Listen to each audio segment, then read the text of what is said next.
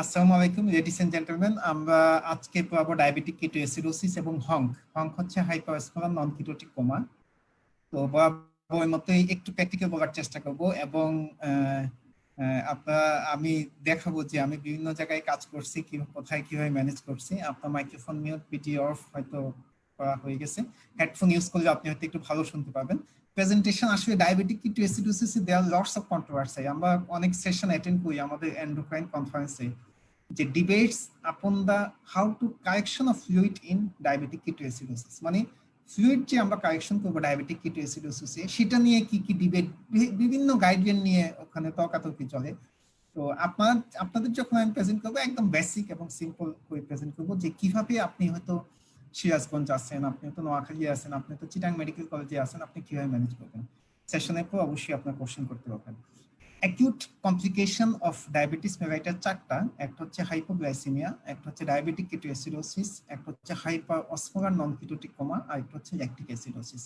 এই চারটা কম্পোনেন্টকে আমরা acute complication of diabetic ketoacidosis.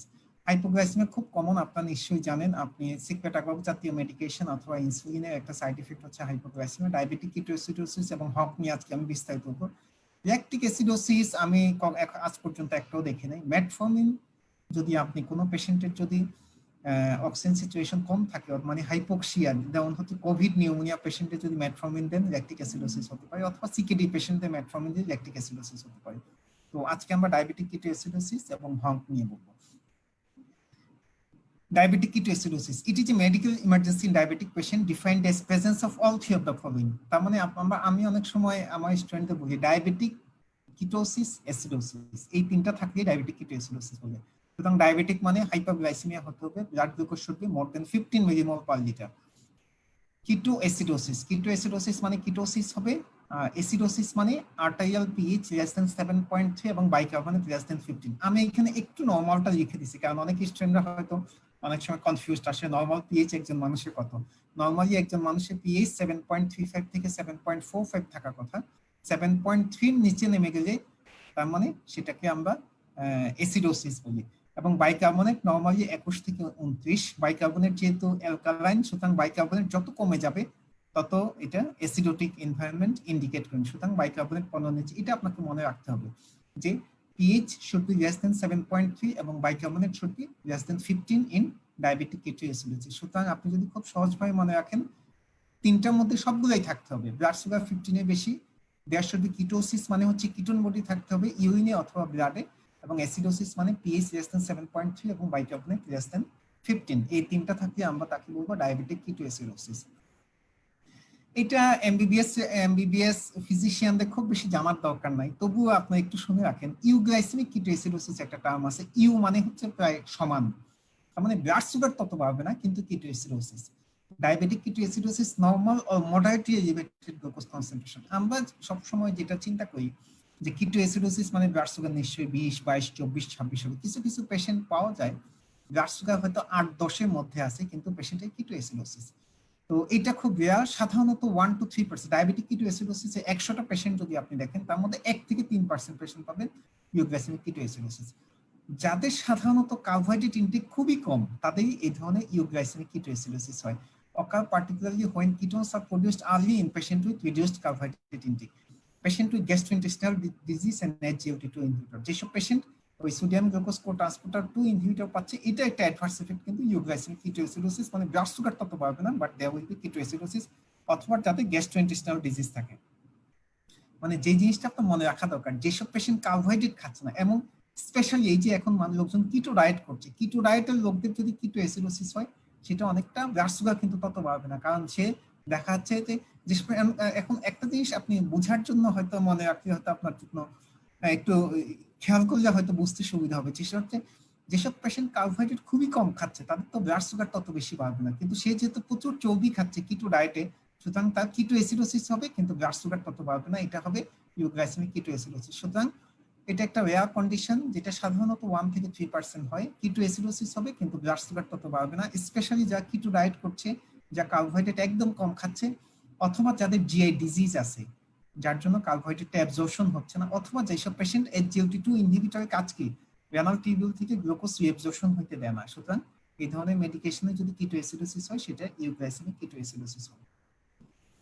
এখন আমি ডায়াবেটিক কিটোএসিডোসিসের প্যাথোজেনেসিস বলবো। প্যাথোজেনেসিস বলার আগে আপনাদের আমি একটু বলে নিই, তাই আপনাদের জন্য বোঝার সুবিধা হবে ইনসুলিন কি কাজ করে এবং ইনসুলিনের অভাব হলে কি হবে। ইনসুলিন একটা অ্যানাবলিক হরমোন, মানে সে সবকিছু সঞ্চয় করতে পছন্দ করে। ইনসুলিন আপনার সেলের মধ্যে গ্লুকোজ আপটেকটা বাড়ায়, যাতে গ্লুকোজ সার্কুলেশনে ঘোরাঘুরি না করে সেলের মধ্যে ঢুকে থাকে। সেইভাবেই তো ইনসুলিনটা ব্লাড সুগার লেভেলটা কমায়, কারণ এটা সার্কুলেশনে গ্লুকোজ ঘোরাঘুরি করে এটা পছন্দ করে না, এটাকে সেলের মধ্যে নিয়ে যায়। এবং ইনসুলিন গ্লুকোনিওজেনেসিস মানে প্রোটিন এবং ফ্যাট থেকে যে গ্লুকোজ ফর্মেশন হয় সেটাকে ইনহিবিট করে, এবং গ্লাইকোজেনোলাইসিস যে গ্লুকোজটা গ্লাইকোজেন হিসেবে জমা আছে সেটাকেও ভাঙতে দেয় না। সুতরাং ইনসুলিন সেলের বাইরে গ্লুকোজকে ভিতরে নিয়ে যায় এবং সেলের মধ্যে যে গ্লাইকোজেন জমা আছে সেটাকেও ভাঙতে দেয় না, এবং সেলের মধ্যে গ্লুকোজ ফর্মেশন নতুন ভাবে প্রোটিন অথবা ফ্যাট থেকে হইতে দেয় না। এবং এটা প্রোটিন এবং ফ্যাট সিনথেসিস বাড়ায় এবং প্রোটিন এবং ফ্যাট ব্রেকডাউন কমায়। সুতরাং this are the functions of the insulin. এবং ইনসুলিন পটাশিয়ামকেও মানে সার্কুলেশনে ঘোরাঘুরি এটা পছন্দ করে না, পটাশিয়ামকেও সেলের মধ্যে নিয়ে যায়। তার মানে ইনসুলিন দুইটা মলিকিউলকে সেলের ভিতরে রেখে দিতে পছন্দ করে, একটা হচ্ছে গ্লুকোজ আর একটা হচ্ছে পটাশিয়াম। সুতরাং ইনসুলিন যদি না থাকে গ্লুকোজও বাইরে চলে আসবে, পটাশিয়ামও বাইরে চলে আসবে। এখন আপনি চিন্তা করেন ইনসুলিন যখন থাকবে না তখন ঘটনা কি হবে। একটা হচ্ছে গ্লুকোজ আপটেক, ইনসুলিন সেলের মধ্যে ঢুকতে পারবে না, সুতরাং রক্তে ব্লাড গ্লুকোজ বাড়বে। গ্লুকোনিওজেনেসিস গ্লাইকোজেনোলাইসিস দুইটাই বাড়তে থাকবে, যার ফলে ব্লাড সুগারটা বাড়তেই থাকবে। এটা তো প্রোটিন ব্রেকডাউন হইতে দেয় না, ফ্যাটও ব্রেকডাউন হইতে দেয় না, কিন্তু দেখা গেলো এই ক্ষেত্রে প্রোটিনও ভাঙছে ফ্যাটও ভাঙছে, এবং এই প্রোটিন এন্ড ফ্যাট ভেঙে যে মলিকিউল তৈরি হচ্ছে সেগুলা থেকেই আসলে গ্লুকোনিওজেনেসিসটা হচ্ছে। এবং কিটোজেনেসিস এবং কিটোন বডি ফর্মেশনটা ল্যাক অফ ইনসুলিন ইনহিবিট করে, স্টিমুলেট করে। এবং ইনসুলিন যদি ল্যাক হয় পটাশিয়ামও সেলের ভিতরে আর থাকতে চায় না, এটা সেলের বাইরে চলে আসে। সুতরাং ইনসুলিন যদি কোনো পেশেন্টের ডেফিসিয়েন্ট হয়, এক হচ্ছে তার ব্লাড সুগার বাড়তে থাকবে, নাম্বার 1। নাম্বার 2 হচ্ছে তার প্রোটিন ব্রেকডাউন হতে থাকবে। নাম্বার 3 হচ্ছে তার ফ্যাট ব্রেকডাউন হতে থাকবে এবং কিটোন বডি তৈরি হতে থাকবে। নাম্বার 4 হচ্ছে পটাশিয়াম সেলের বাইরে চলে আসবে। এই একটা ফ্লো চার্ট আমি যে গাইডলাইন থেকে নিচ্ছি, ওই ডেভিডসনও একই ইয়ে থেকে নিচ্ছি। এটা খুব চমৎকার, আমার কাছে খুব ভালো মনে হলো। একটা পেশেন্টের ইনসুলিন যদি না থাকে, আমি ইতিমধ্যে যেটা বললাম, এক হচ্ছে সেলের গ্লুকোজ আপটেক হবে না, নাম্বার 1। নাম্বার 2 গ্লাইকোজেনোলাইসিস এবং গ্লুকোনিওজেনেসিস বেশি হবে, যার ফলে ব্লাডে গ্লুকোজটা বেড়ে যাবে। অন্যদিকে প্রোটিন ব্রেকডাউন বেড়ে যাবে, ফ্যাট ব্রেকডাউন বেড়ে যাবে, যার ফলে কিটোজেনেসিস হইতে থাকবে। এবং প্রোটিন এবং ফ্যাট ব্রেকডাউনের যে প্রোডাক্ট সেখান থেকে গ্লুকোনিওজেনেসিস হয়ে ব্লাড সুগারটা আরো বাড়তে থাকবে। এবং ব্লাড সুগার যখন ইউরিনের সাথে বের হইতে যেতে থাকবে তখন কিন্তু সাথে পানিও নিয়ে যাবে, যার ফলে পেশেন্ট হইবে ডিহাইড্রেটেড। এবং ইনসুলিন ল্যাকের জন্য কিন্তু পটাশিয়াম আস্তে আস্তে সেলের বাইরে চলে আসবে। So this are the path. অনেক সময় স্টুডেন্টদের কাছে যে যে পরীক্ষাতে হয়তো কখনো যদি ফ্লোচার্ট চাওয়া যদি জিজ্ঞেস করে যে কিভাবে ডায়াবেটিক কিটোএসিডোসিস হয়, স্টুডেন্টরা খুব কনফিউজড হয়ে যায়, কিন্তু দিস ইজ ভেরি সিম্পল। এক হচ্ছে সেলের মধ্যে গ্লুকোজ আপটেক হবে না, নাম্বার 1। গ্লুকোনিওজেনেসিস এবং গ্লাইকোজেনোলাইসিস বাড়তে থাকবে, ব্লাড সুগার বাড়তে থাকবে, গ্লাইকোসুরিয়া হবে, অসমোটিক ডায়ালিসিস হতে থাকবে, এবং পেশেন্ট উইল বি ডিহাইড্রেটেড। এবং ফ্যাটস ব্রেকডাউন যেহেতু বেড়ে যাবে, দেয়ার উইল বি কিটোজেনেসিস। এবং প্রোটিন ব্রেকডাউন বেড়ে যাওয়ার জন্য ওখান থেকে গ্লুকোনিওজেনেসিস হবে। So this is the pathogenesis of diabetic ketoacidosis. আমি একটু থিওরি বলি। Diabetic ketoacidosis commonly found in type 1 diabetes, but it also occur in other types of diabetes during a stressful situation. মানে টাইপ 1 এ diabetic ketoacidosis হয়। আমি আপনাদের আগেও বলছি, আবারও বলি, টাইপ 2 ডায়াবেটিস পেশেন্টদের, টাইপ 1 ডায়াবেটিস পেশেন্ট মানে যাদের বডিতে ইনসুলিন নাই, তাদেরকে আজীবন ইনসুলিন চালাইতে হবে। সুতরাং ইনসুলিনের ইনজেকশন দেওয়া বন্ধ করে দিলেই কিন্তু তার ডায়াবেটিক কিটোএসিডোসিস হয়ে যাবে। আর টাইপ 2 ডায়াবেটিস যারা, তাদের at the time of the diagnosis 50% of the beta sell has already been lost. আপনি যখন সিক্রেটাগ্রাম জাতীয় ওষুধগুলো কন্টিনিউ করেন, প্রত্যেক বছর 5 থেকে 7% এডিশনাল বিটা সেল লস্ট হইতে থাকবে, যার ফলে যখন বিটা সেল টোটাল এক্সেশন হয়ে যাবে, type 2 diabetes will behaves like type 1 diabetes. সুতরাং টাইপ 2 ডায়াবেটিস যাদের বিটা সেল একদম এক্সস্টেড হয়ে গেছে, তারাও কিন্তু স্ট্রেসফুল সিচুয়েশনে ডায়াবেটিক কিটোএসিডোসিস হয়ে যাবে। দুইটা কারণে হয়। একটা হচ্ছে ইনসুলিন ল্যাক হবে, ইনসুলিনের অভাব থাকবে।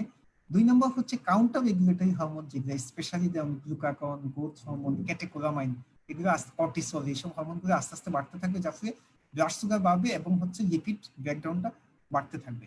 এখন insulin deficiency may be relative in the setting of severe infection when normal amount of insulin is sufficient.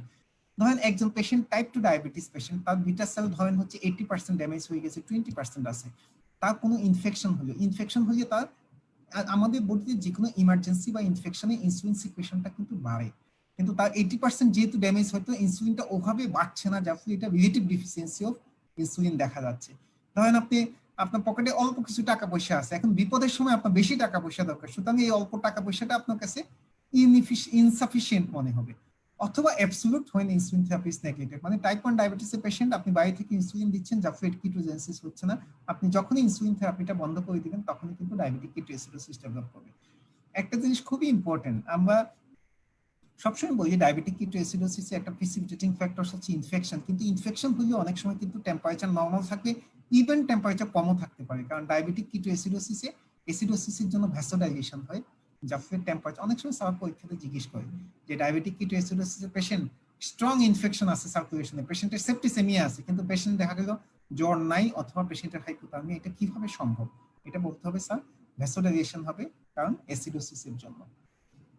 তো এটা আপনাদের কাছে একটু জটিল মনে হতে পারে, কিন্তু একটু মনোযোগ দিয়ে শুনলে হয়তো বুঝে যাবেন। সেটা হচ্ছে আমরা ইতিমধ্যেই বললাম, এক হচ্ছে পটাশিয়াম ডিপ্লেশন হয়, কারণ ইনসুলিন যখন ডেফিসিয়েন্সি হবে তখন কিন্তু এক হচ্ছে আমরা সবসময় বলি যে ইনসুলিন সেলের মধ্যে পটাশিয়ামটা ঢুকে রাখে, ইনসুলিন যখন ডেফিসিয়েন্টি হবে তখন পটাশিয়াম সেলের বাইরে চলে আসবে। তো অবজারভেশন হচ্ছে বডির টোটাল পটাশিয়াম যদি কমেও যায়, আমি কথাটা আবার বলছি, বডির টোটাল পটাশিয়াম যদি কমেও যায় কিন্তু রক্তে পটাশিয়াম দেখবেন যে হয় নর্মাল থাকছে অথবা একটু বেশিও থাকছে, যদিও পেশেন্ট পটাশিয়াম ডেফিসিয়েন্ট। কারণ হচ্ছে পেশেন্টের যেহেতু প্রচুর ডিহাইড্রেশন হচ্ছে, ডিসপ্রপোর্শনেট লস অফ ওয়াটার, পেশেন্টের যেহেতু অসমোটিক, যেহেতু ব্লাড সুগার বাড়ছে, সুগার ইউরিনের সাথে চলে যাচ্ছে, এবং সুগার যেহেতু অসমোটিকলি অ্যাক্টিভ ইউরিন তার সাথে নিয়ে যাচ্ছে, যাতে পেশেন্ট ডিহাইড্রেটেড হওয়ার জন্য তার সার্কুলেশন কনসেন্ট্রেটেড হবে, যাতে পটাশিয়ামটা আপনি নর্মালও পেতে পারেন যদিও patient potassium deficient. Number 2, intracellular to extracellular shift cost, insulin যখনই সার্কুলেশনে কমে যাবে পটাশিয়াম সেল থেকে সেলের বাইরে চলে আসবে, যার ফলে ইন্ট্রাসেলুলার ডেফিসিয়েন্ট থাকার পরেও কিন্তু আপনার মনে হবে যে রক্তে হয়তো পটাশিয়ামটা ঠিক আছে। অ্যাসিডোসিস, আপনি হাইড্রোজেন আয়ন ইন্ট্রাসেলুলার পটাশিয়ামকে যখনই অ্যাসিডোসিস হবে হাইড্রোজেন আয়ন সেলের ভিতর পটাশিয়াম সেলের বাইরে রিপ্লেস করে দিবে। তার মানে মূল মেসেজ যেটা আমি আপনাদের দিতে চাচ্ছি, সিরাম পটাশিয়াম সার্কুলেশনে আপনি যদি নর্মালও দেখেন, ইভেন কিছুটা এলিভেটেডও দেখেন, পেশেন্ট কিন্তু আসলে পটাশিয়াম পেশেন্টের ডেফিসিয়েন্ট, যার ফলে আমরা যখন চিকিৎসাতে দেখবো সিরাম পটাশিয়াম যখন 3.5 থেকে 5 মানে নর্মাল সার্কুলেশনে, তখনও আমরা রোগীকে পটাশিয়াম ইনজেকশন দেব। কিভাবে দেব সেটা আমি ট্রিটমেন্টে বলবো। কিন্তু আরেকটা জিনিস মনে রাখেন, যখনই আপনি ইনসুলিন দিয়ে চিকিৎসা শুরু করবেন দেখবেন যে পটাশিয়াম খুব দ্রুত নিচের দিকে নেমে যাচ্ছে। কারণ হচ্ছে আপনি যখনই ফ্লুইড দিতে থাকবেন, আমরা 6 লিটার ফ্লুইড দিই প্রথম 24 ঘন্টা, আমি আপনাদের ট্রিটমেন্ট অপশনে ফ্লুইড অপশনে দেখাবো। ফ্লুইড যখন দিতে থাকবেন দেখবেন যে সার্কুলেটরি পটাশিয়ামটা আস্তে আস্তে ডাইলিউট হয়ে সিরাম পটাশিয়াম লেভেলটা কমে যাচ্ছে, নাম্বার 1। আর নাম্বার 2 হচ্ছে বাইরে থেকে যখনই আপনি ইনসুলিন দেওয়া শুরু করবেন, ডিকের চিকিৎসা হচ্ছে কিন্তু মানে ফ্লুইড হচ্ছে ইনসুলিন, যখনই আপনি বাইরে থেকে ইনসুলিন দিবেন ইনসুলিন পটাশিয়ামকে বলবে বাইরে ঘোরাঘুরি করবে না, তুমি সেলের ভিতরে চলে যাও। সুতরাং যে মেসেজটা আপনাদের কাছে এই স্লাইডের মাধ্যমে দিতে চাই সেটা হচ্ছে, despite the patient become potassium deficient at the onset of diabetic ketoacidosis, serum potassium আপনি নর্মাল অথবা কিছুটা এলিভেটেড পেতে পারেন, কিন্তু আপনি যখনই আপনি ফ্লুইড এবং ইনসুলিন দিয়ে চিকিৎসা শুরু করবেন তখন পটাশিয়ামটা দ্রুত নিচের দিকে নামতে থাকবে। এটা ইম্পর্টেন্স হলো, আমরা ডায়াবেটিক কিটোএসিডোসিসের পেশেন্ট প্রথম যখন আমার কাছে আসবে আমি সিরাম ইলেক্ট্রোলাইট করবো, সিরাম ইলেক্ট্রোলাইট পটাশিয়াম নর্মাল তো 3.5 থেকে 5.5, ওই পটাশিয়াম নর্মাল থাকলেও আপনার আইভি পটাশিয়াম ক্লোরাইড ইনজেকশন আমরা দেবো, আমি সেটা ট্রিটমেন্ট সেকশনে ডিটেইলস বলবো। তো এটা স্যারদের খুব ফেভারিট কোশ্চেন। এক হচ্ছে একটা পেশেন্ট ডায়াবেটিক কিটোএসিডোসিসে কতটুকু ফ্লুইড লস হয়? সাধারণত 6 লিটার ফ্লুইড লস হয়, 3 litre extra cellular, 3 litre intercellular. ইন্টারসেলুলারটা আমরা সাধারণত ডেক্সট্রোজ কন্টেনিং ফ্লুইড দিয়ে রিপ্লেস করি, এক্সট্রা সেলুলারটা আমরা সাধারণত নরমাল স্যালাইন দিয়ে রিপ্লেস করি। সোডিয়াম পটাশিয়াম ক্লোরাইড এগুলো বিভিন্ন মিলিমোলে এগুলো মানে লস হচ্ছে। সুতরাং আপনি শুধু এইটুকু মনে রাখেন, 24 ঘন্টায় আপনি যখন রিপ্লেসমেন্ট করবেন 24 ঘন্টায় একজন মানুষকে সাধারণত 6 লিটার ফ্লুইড রিপ্লেস করতে হয়। ডায়াবেটিক কিটোএসিডোসিস এবং হংকে পার্থক্য পরীক্ষাতে সাধারণত এমবিবিএস স্টুডেন্টদের সবসময় পরীক্ষাতে আসে, স্টুডেন্টরা 2টা 3টা 4টা খেয়ে, কিন্তু খুব খুব সহজ। আপনি আমি আপনাকে বলি, এক হচ্ছে ব্লাড সুগার ডায়াবেটিক কিটোএসিডোসিসে 15 বেশি পাবেন, হংকে অনেক বেশি পাবেন, 30 বেশি পাবেন। হংক মানে হাইপারসমোলার নন কিটোটিক কমা। আপনি এখানে ডায়াবেটিস 15 বেশি পাবেন, এখানে 23 বেশি, এখানে কিটোন বডি বেশি পাবেন।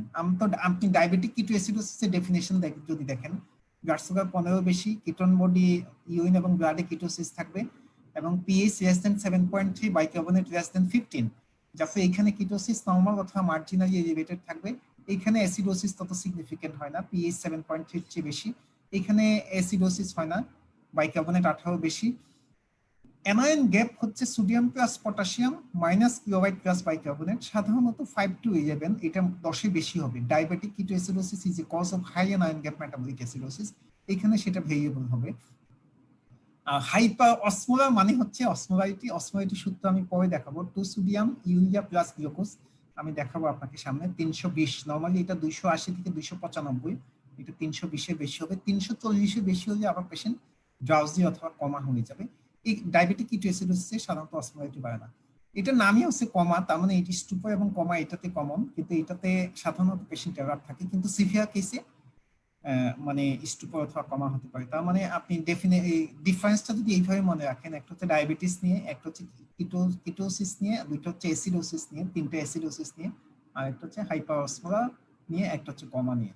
এই দুইটা আবার এই দুইটাতে থাকবে। সুতরাং আমি আবারও বলছি, blood sugar more than 15 in case of DK, more than 30 in case of HONK. Ketone body ডিকেতে থাকবে, হংকে নরমাল অথবা মার্জিনালি বেশি থাকতে পারে। অ্যাসিডোসিস থাকবে হচ্ছে ডায়াবেটিক কিটো অ্যাসিডোসিসে, হংকে তত অ্যাসিডোসিস থাকবে না। হাই অ্যানায়ন গ্যাপ থাকবে, এই ক্ষেত্রে অ্যানায়ন গ্যাপ ভেরিয়েবল, এটাতে হাইপারঅসমোলার হবে এবং এটাতে comma is common. Precipitating factors for diabetic ketoacidosis: undiagnosed diabetes. Up to 20% type 1 diabetes may present with diabetic ketoacidosis. এটা very important. Type 1 diabetes এর পেশেন্ট 20% হয়তো ketoacidosis নিয়ে হসপিটালে আসার পরই প্রথমবার ডায়াগনোসিস হবে যে তার ডায়াবেটিস আছে, অথবা omission of insulin dose, patient insulin নিতে ইনসুলিনটা সে নিচ্ছে না। Injudicious reduction of insulin dose, insulin হয়তো সকালে 20 রাতে 20 দরকার, সে হয়তো সকালে 6 রাতে 6 নিচ্ছে। অথবা কোনো ইন্টারকারেন্ট ইলনেস, স্পেশালি ইনফেকশন অথবা MI, stroke, trauma, pregnancy, pancreatitis, alcohol, corticosteroid drug use. So this are the precipitating factors for diabetic ketoacidosis. সুতরাং দুইটা ফ্যাক্টরস খুবই ইম্পর্টেন্ট। একটা হচ্ছে পেশেন্টের হয়তো আপনি ইনসুলিন থেরাপি, পেশেন্ট হয়তো ইনসুলিনটা ডিসকন্টিনিউ করছে, নাম্বার 1। নাম্বার 2, পেশেন্টের কোনো ইন্টারকারেন্ট ইলনেস অথবা ইনফেকশন হয়েছে। This are the precipitating factors for diabetic ketoacidosis. অনেক সময় পরীক্ষাতে সারা জিজ্ঞেস করে। Clinical feature of diabetic ketoacidosis. Diabetic ketoacidosis সাধারণত রোগীরা বলবে যে আমার খারাপ লাগছে, 2 থেকে 3 দিনের মধ্যেই সাধারণত ডায়াবেটিক কিটোএসিডোসিস হয়। পেশেন্ট উইকনেস হয়, মানে আপনি দেখবেন 3 থেকে 5 দিনের মধ্যেই, অথবা কখনো কখনো 1 থেকে 2 দিনের মধ্যে কিটোএসিডোসিস হচ্ছে। সাধারণত পেশেন্টের পলিউরিয়া, পলিডিপসিয়া থাকে, ওজন খুব দ্রুত কমতে থাকে, উইকনেস থাকে, nausea, vomiting, leg cramp, abdominal pain, visual disturbance থাকে।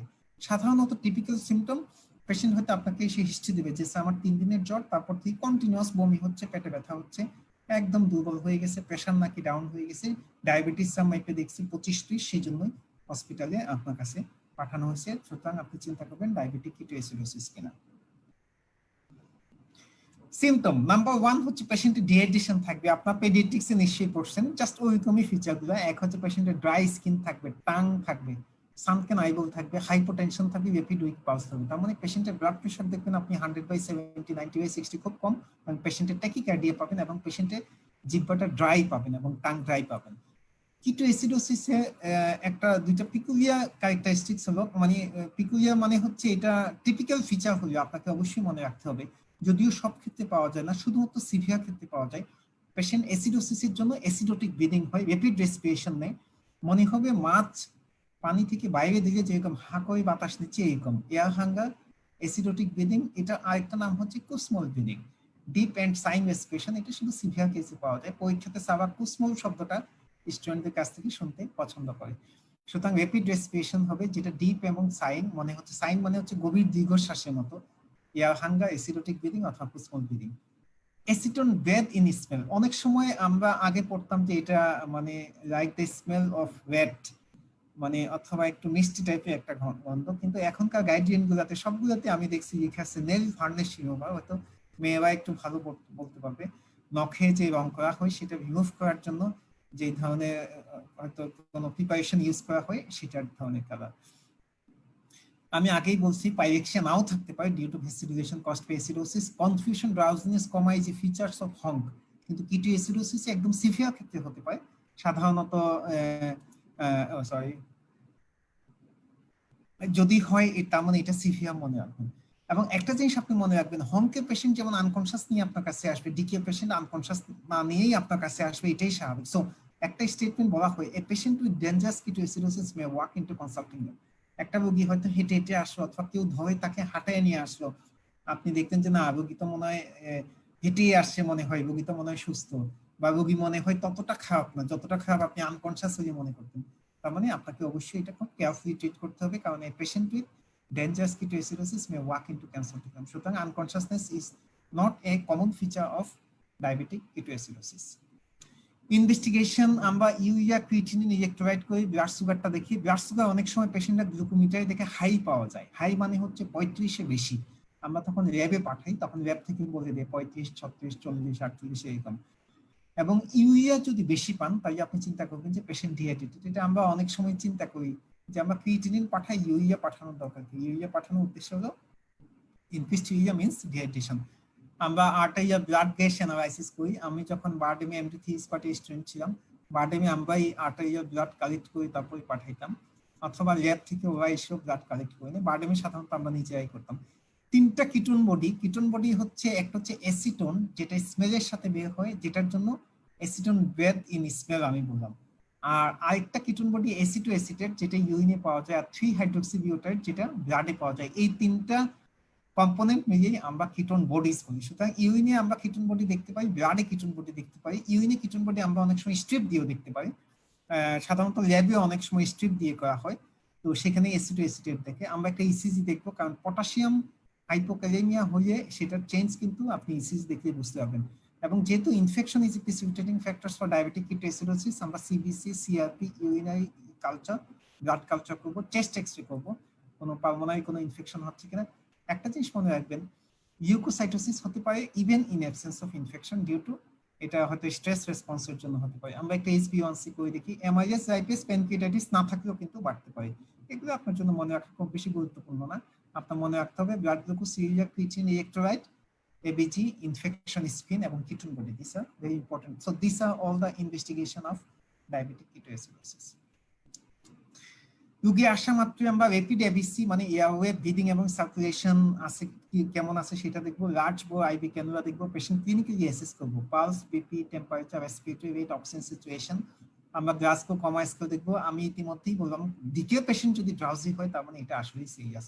এছাড়া আমি relevant clinical examination. So these are the common clinical initial assessment of diabetic ketoacidosis.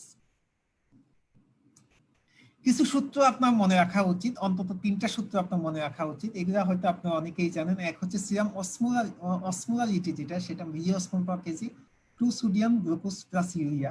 তো সোডিয়াম সাধারণত আপনি দেখবেন এইসব পেশেন্টদের দেখবেন যে 135-40 যা থাকছে তাকে 2 দিয়ে গুণ করবেন। সাথে গ্লুকোজকে যত মিলিমোল আসে, গ্লুকোজটা কিন্তু মিলিমোলে।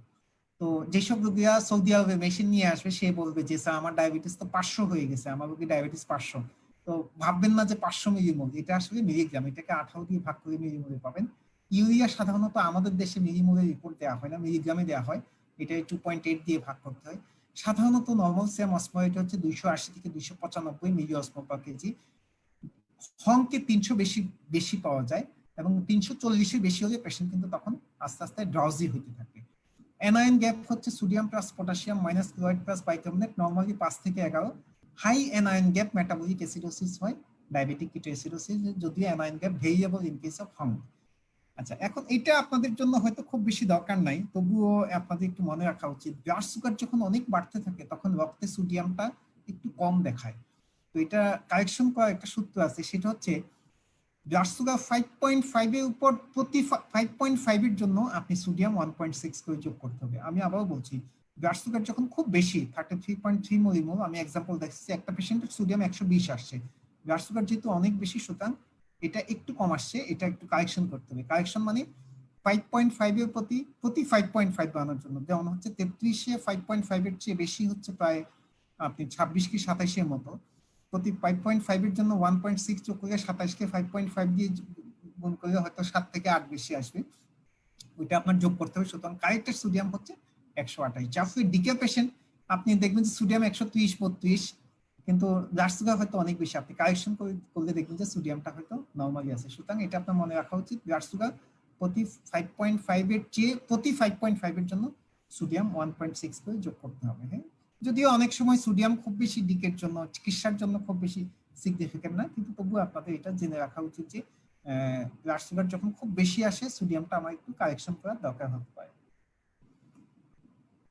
ডিকে এক নাম্বার চিকিৎসা হচ্ছে ফ্লুইড, নট ইনসুলিন। প্রথমেই বলবেন ফ্লুইড রিপ্লেসমেন্টের কথা, কারণ আমরা ডিহাইড্রেশন প্রথমে কারেকশন করতে চাই। তারপরে আমরা ডিকেতে সাধারণত রেগুলার ইনসুলিন, যেটা শর্ট অ্যাক্টিং অথবা রেগুলার ইনসুলিন ইউজ করি, পটাশিয়াম রিপ্লেসমেন্ট করি, ইনফেকশন ট্রিট করি, নার্সিং কেয়ার এবং monitoring. So this are the principal of management of diabetic ketoacidosis. আমি একটা একটা নিয়ে একটু একটু বলবো। এক হচ্ছে, আমি ইতিমধ্যেই বললাম, আমরা প্রথমেই নর্মাল স্যালাইন দিয়ে চিকিৎসা করবো। নর্মাল স্যালাইন সাধারণত প্রথম লিটার আমরা 1 ঘন্টায় দিই, তারপরে 2 লিটার 2 ঘন্টা 2 ঘন্টা, তারপরে 2 লিটার 4 ঘন্টা 4 ঘন্টা, তারপর এটা 6 ঘন্টা। প্রথম 24 ঘন্টায় সাধারণত আমরা 6 লিটার ফ্লুইড দিই। কিন্তু একটা জিনিস মনে রাখবেন, প্রথম লিটার আমরা 1 ঘন্টায় দিচ্ছি, ব্লাড প্রেশার যদি খুব কম থাকে আমরা সাধারণত আধা লিটার 10 থেকে 15 মিনিটে দিই। তারপরে যদি দেখি ব্লাড প্রেশার তখনও কম, তখন আমরা রিপিট করি। অনেক সময় আমরা আপনি কোনো হেমোডাইনামিক মনিটরিং অথবা প্রেশার এজেন্ট আপনি ইউজ করতে পারেন, লাইক অ্যাড্রিনালিন জাতীয় মেডিকেশন। কিন্তু সাধারণত ডিকে পেশেন্ট একদম কার্ডিওজেনিক শকে আপনি পাবেন না, দেখবেন যে ব্লাড প্রেশারটা একটু নিচের দিকে 100/70 বা এই ধরনের প্রেশার পাবেন।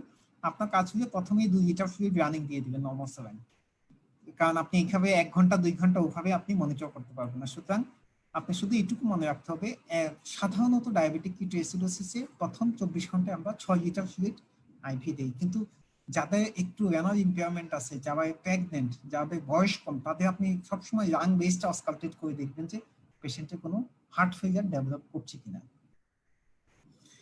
ডায়াবেটিস যখন 14 নিচে চলে আসবে, আমি ইনসুলিনের দেখাবো, তখন ইনসুলিনের ডোজটা কমায় দিতে হবে এবং তখন মানে ওই ফ্লুইড চেঞ্জ করে 10% গ্লুকোজ অ্যাড করে দিতে হবে প্রতি লিটার 8 ঘন্টা পর। কারণ হচ্ছে ডায়াবেটিস যখন বেশি থাকবে, পেশেন্ট যখন ডিহাইড্রেটেড থাকবে, তখন আমরা ইনসুলিন এবং ফ্লুইড একসাথে শুরু করবো। ব্লাড সুগার যখনই 14 চলে আসবে, তখন আমি একটা জিনিস এখানে বলে দিই, সেটা হচ্ছে রুগী আসা হতে আমরা 2 হাতে 2টা ক্যানুলা করবো। একটা ক্যানুলাতে যাবে ফ্লুইড, একটা ক্যানুলাতে যাবে হচ্ছে ইনসুলিন। সুতরাং ব্লাড সুগার যখন ইনিশিয়ালি রোগী যখন আমার কাছে আসবে, ব্লাড সুগার থাকবে বেশি এবং পেশেন্ট থাকবে ডিহাইড্রেটেড। সুতরাং ফ্লুইড আমি মানে খুব র্যাপিডলি শুরু করবো, ইনসুলিন হাই ডোজে শুরু করবো। ব্লাড সুগার যখন 14 নিচে আসবে, ফ্লুইডটা আমি চেঞ্জ করে একটু গ্লুকোজ কন্টেনিং স্যালাইন দেবো, কারণ হচ্ছে ব্লাড সুগার আরো কমতে থাকলে পেশেন্ট হাইপোগ্লাইসেমিয়া হয়ে যেতে পারে। তখন আমি ইনসুলিনের ডোজটা কিন্তু কমায় দেবো, সেটা আমি একটু পরে বলবো। আর সোডিয়াম যদি খুব বেশি দেখেন, তখন সাধারণত নর্মাল স্যালাইন ইউজ না করে half extend normal saline use করে।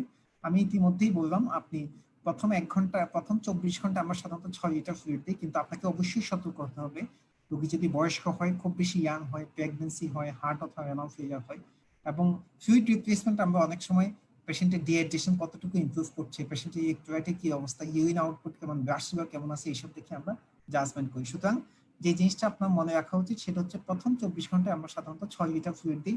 সাধারণত প্রথম 2 লিটার আমরা রানিং দিয়ে দিই, বাকি 4 লিটার আমরা 60 to 70 ড্রপসে আমরা কন্টিনিউ করি। কিন্তু ব্লাড সুগার যখন 14 নিচে চলে আসবে, তখন আপনাকে অবশ্যই ফ্লুইডটা নর্মাল স্যালাইনটা বন্ধ করে আপনাকে 10% গ্লুকোজ শুরু করতে হবে, কারণ আমরা তখন ইনসুলিনটাও কিন্তু আমরা বন্ধ করবো না, কন্টিনিউ করবো। ব্লাড সুগার যখন 14 কম, যাতে পেশেন্ট হাইপোগ্লাইসেমিয়া না হয়ে যায়।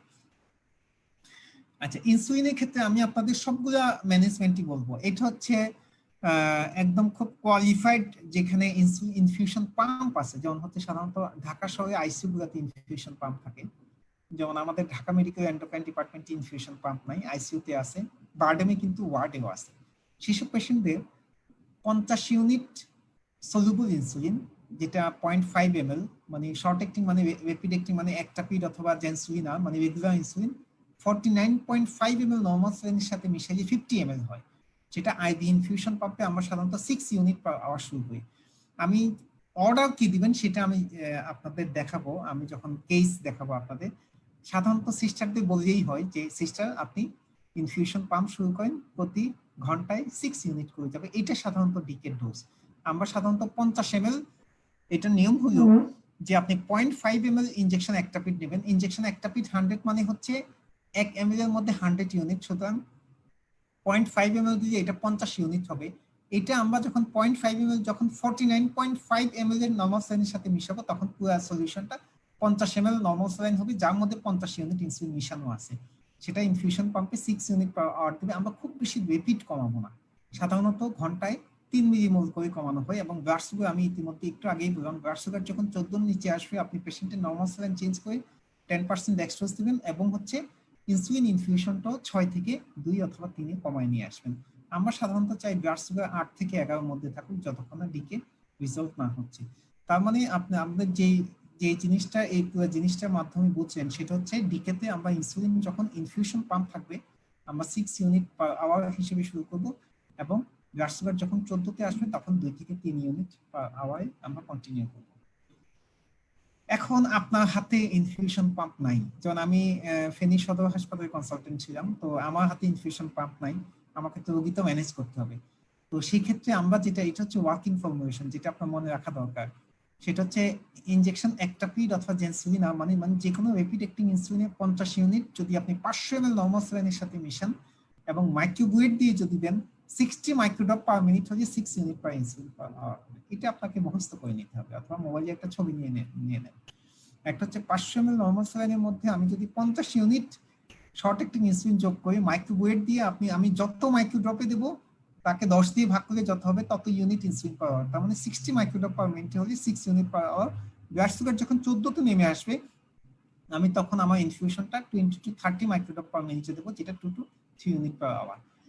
আইএম ইনসুলিন দেওয়ার একটা অপশন আছে, এটা হচ্ছে যেখানে আপনি আইভি দিতে পারছেন না, কিন্তু এটা আমরা কখনো ইউজ করি না, কারণ হচ্ছে পেশেন্ট ডিহাইড্রেটেড থাকে। আইএম ইনসুলিন দিয়ে অনেক সময় ইনসুলিনটা অ্যাবজর্পশন হয় না সাবকিউটেনিয়াস অথবা আইএম থেকে। আইভি অবশ্যই আইভি দিতে হবে, কিন্তু আপনি এটা মনে রাখেন একদম পুয়ার সেটিং এ আপনি আইএম ইনসুলিনেরও একটা অপশন আছে।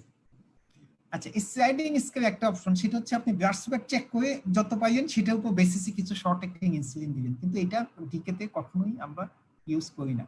যেমন এখানে কথাটা দেখেন, sliding scale of insulin administration men insulin is prescribed according to blood glucose level immediately before injection. মানে আপনি 1 ঘন্টা পর পর ব্লাড সুগার দেখলেন 24, ইনসুলিন 10 মারলেন, আবার কিছুক্ষণ পর দেখলেন 20, ইনসুলিন 15 মারলেন। এইভাবে কখনো চিকিৎসা করা যাবে না।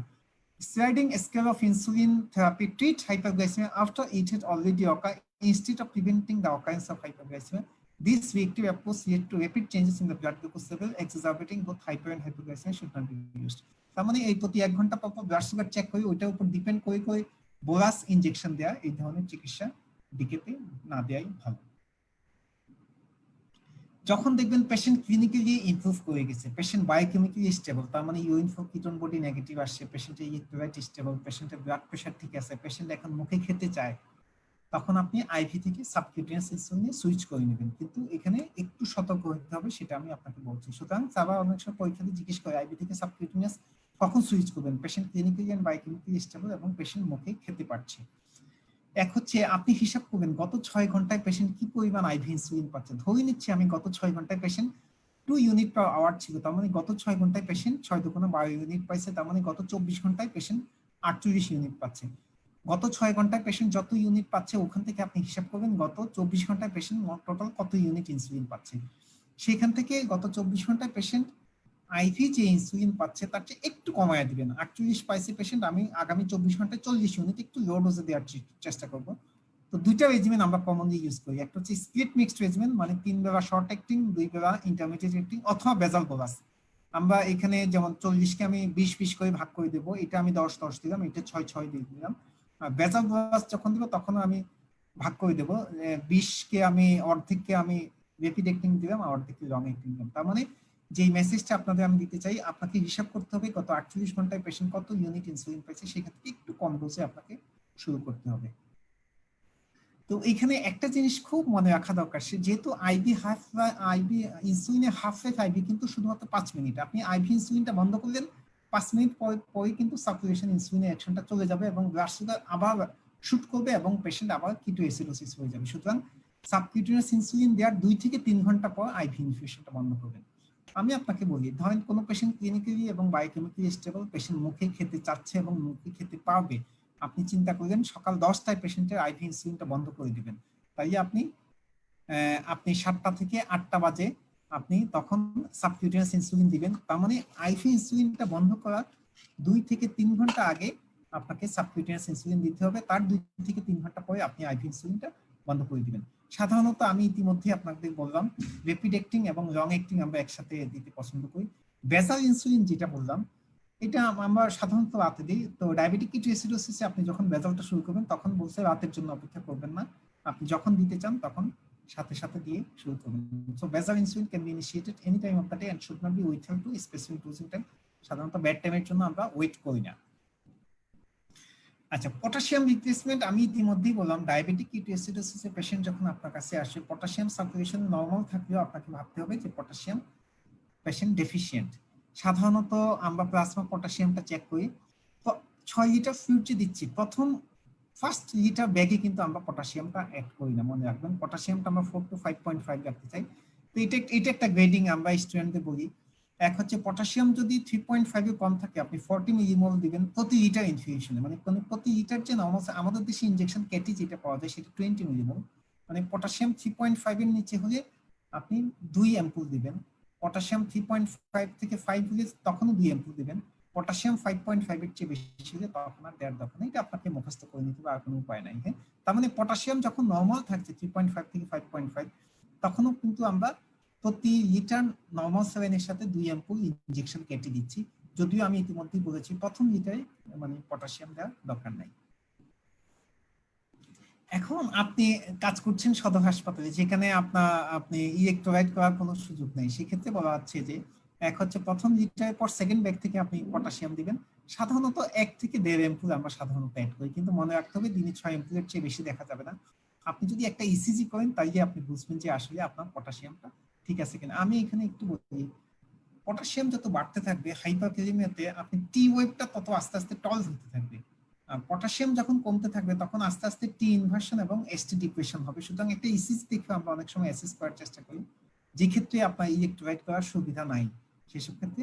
তো যেসব ক্ষেত্রে ইলেক্ট্রোলাইট করার সুবিধা নাই সাধারণত বলা হচ্ছে সেকেন্ড লিটারে আপনি সাধারণত 1 অ্যাম্পুল করে কেটে আমরা সাধারণত যোগ করে দিই। বাইকার্বনেট আপনি কখনোই প্র্যাকটিস করবেন না, কারণ হচ্ছে ফ্লুইড এবং ইনসুলিন দিয়ে চিকিৎসা করলেই বলা হচ্ছে যে অ্যাসিডোসিস রিজলভ হলে বাইকার্বনেট নিয়ে আপনার চিন্তা করার দরকার নাই। কারণ বাইকার্বনেট হয়তো টিস্যু অক্সিজেন ডেলিভারিটা ইমপ্রুভ করছে, প্লাস বাইকার্বনেট দিলে আপনার হাইপোক্যালেমিয়া হবে, সেরিব্রাল ইডিমা হয় বাচ্চাদের। সুতরাং বাইকার্বনেট আমরা কখনো প্র্যাকটিস করবো না, এটা আপনার মনে রাখার দরকার নাই। ফসফেট যদিও কিছু ডিবেট আছে, কিন্তু ফসফেটটা আপনি কখনোই প্র্যাকটিস করবেন না, প্লাস আইভি ফসফেট আমাদের দেশে পাওয়া যায় না। সুতরাং ডায়াবেটিক কিটোএসিডোসিসে আইভি বাইকার্বনেট এবং আইভি ফসফেট আমরা কখনো ইউজ করব না। আমাদের চিকিৎসা হবে ইনসুলিন এবং ফ্লুইড, এবং আমরা যদি ইনফেকশন মনে করি তখন আমরা একটু অ্যান্টিবায়োটিক দেব। সাধারণত আমরা ইউরিন আউটপুট না থাকে একটু ক্যাথেটার করে দিই, পেশেন্টরা খুব বমি করতে থাকে। ইনসুলিন ডিফিসিয়েন্সি হলেই পেশেন্টদের ভমিটিং হয় এবং হচ্ছে পেশেন্টরা অনেক সময় কনফিউজ থাকে। আমরা এনজিটিও দিই, কার্ডিও সিবি লাইন অনেক সময় সাধারণত আপনার পেশেন্ট যদি আইসিইউতে থাকে অনেক সময় দেওয়া হয়। আমরা সাধারণত ওয়ার্ডে চিকিৎসা করি, কার্ডিওভাস্কুলার লাইন দেওয়া আমাদের প্রশ্নই আসে না। আপনি একটু অ্যান্টিবায়োটিক দিবেন। তো সিস্টারদের একটু বলে দিতে হবে যে সিস্টার ব্লাড কালচারের জন্য ব্লাডটা কালেক্ট করে তারপর অ্যান্টিবায়োটিকটা শুরু করেন। হ্যাঁ, এটা আপনাকে সবসময় বলে দিতে হবে। আমরা পেশেন্টদের ক্লিনিক্যালি মনিটর করি, পেশেন্টের pulse, blood pressure, respiratory rate, temperature, oxygen output, urine output কেমন হচ্ছে প্রতি ঘন্টায় ঘন্টায়। আমরা কিটোন বডি চেক করতে পারি ব্লাড অথবা ইউরিনে। সাধারণত গ্রামের দিকে বা উপজেলা বা জেলা লেভেলে আমরা কিটোন বডি স্ট্রিপ বাইরে কিনতে পাওয়া যায়, আমরা স্ট্রিপে কিটোন বডি চেক করে দেখি। ইলেক্ট্রোলাইট এবিজি 2 থেকে 4 ঘন্টা পর পর করতে বলা হয়েছে। আমরা সাধারণত এক হচ্ছে আইসিইউ ছাড়া নন আইসিইউ সেটিং এ আমরা আসলে এত ঘন ঘন রিপিট করতে পারি না। ইসিজিটা আমরা করি, সেন্ট্রাল ভেনাস লাইন আমরা অধিকাংশ সময় দিতে পারি না, এবং অন্য টেস্ট আপনি যদি কোনো টেস্ট রিপিট করার দরকার মনে করেন সেটা। সুতরাং পেশেন্ট আপনি ক্লিনিক্যালি এবং বায়োকেমিক্যালি আপনি মনিটর করবেন। কমপ্লিকেশন সেরিব্রাল ইডিমা সাধারণত বাচ্চাদের বেশি হয়, যা এবং হচ্ছে অ্যাডাল্টদেরও হয় যদি আপনি খুব দ্রুত, আমি ইতিমধ্যেই বললাম ডায়াবেটিস হাইপারটেনসিভ ইমার্জেন্সিতেও কিন্তু হাইপারটেনশন খুব দ্রুত রিডাকশন করতে না হয়। ডায়াবেটিক কিটোএসিডোসিস ও ব্লাড সুগার খুব রেপিড রিডাকশন করতে না পারে, কারণ হচ্ছে this will cause cerebral oedema. তো সাধারণত এটা ম্যানিটল দিয়ে চিকিৎসা করা হয়। এছাড়া পেশেন্টরা সার্কুলেটরি ফেলিয়ার বা পেশেন্ট হাইপোটেনশন হয়ে সার্কুলেটরি ফেলিয়ার অথবা কার্ডিওভাস্কুলার শক নিয়ে আসতে পারে। হাইপোক্যালেমিয়া হতে পারে। Insulin IV 6 unit per hour শুরু করে আপনি সিস্টার বা ব্লাড সুগার চেক করছে না, যার ফলে দেখবেন যে পেশেন্ট হাইপোগ্লাইসেমিয়া হয়ে গেছে। পেশেন্টের ফ্লুইড আপনি এত বেশি কারেকশন করছেন, দেখছেন যে পেশেন্টের হার্ট ফেলিয়ার অথবা পালমোনারি এডিমা হয়ে গেছে। থ্রম্বোএম্বোলিক ইভেন্ট সাধারণত হংকে বেশি হয়, ডায়াবেটিক কিটোএসিডোসিস হয় না। সেজন্য হংকে পেশেন্টে আমরা ইনভেসিভলি লো মলিকুলার ওয়েট হেপারিন দিই, কিন্তু ডায়াবেটিক কিটোএসিডোসিসে সাধারণত দিই না, যদিও কিছু কিছু রিসেন্ট গাইডলাইন ডিকেতেও আপনি লো মলিকুলার ওয়েট হেপারিন দিতে বলছে। সুতরাং this are the complication of diabetic ketoacidosis. রোগী সাধারণত হসপিটালে আসার আগেই মারা যেতে পারে, এক হচ্ছে কার্ডিওজেনিক শকে অথবা এসিডোসিসের জন্য। চিকিৎসা শুরু করার পর আমি যেটা বললাম, ওভার এগ্রেসিভ চিকিৎসা যদি করেন, তাহলে ব্লাড সুগার যদি খুব দ্রুত কমে আসে, সেরিব্রাল ইডেমা হয়ে পেশেন্ট মারা যেতে পারে।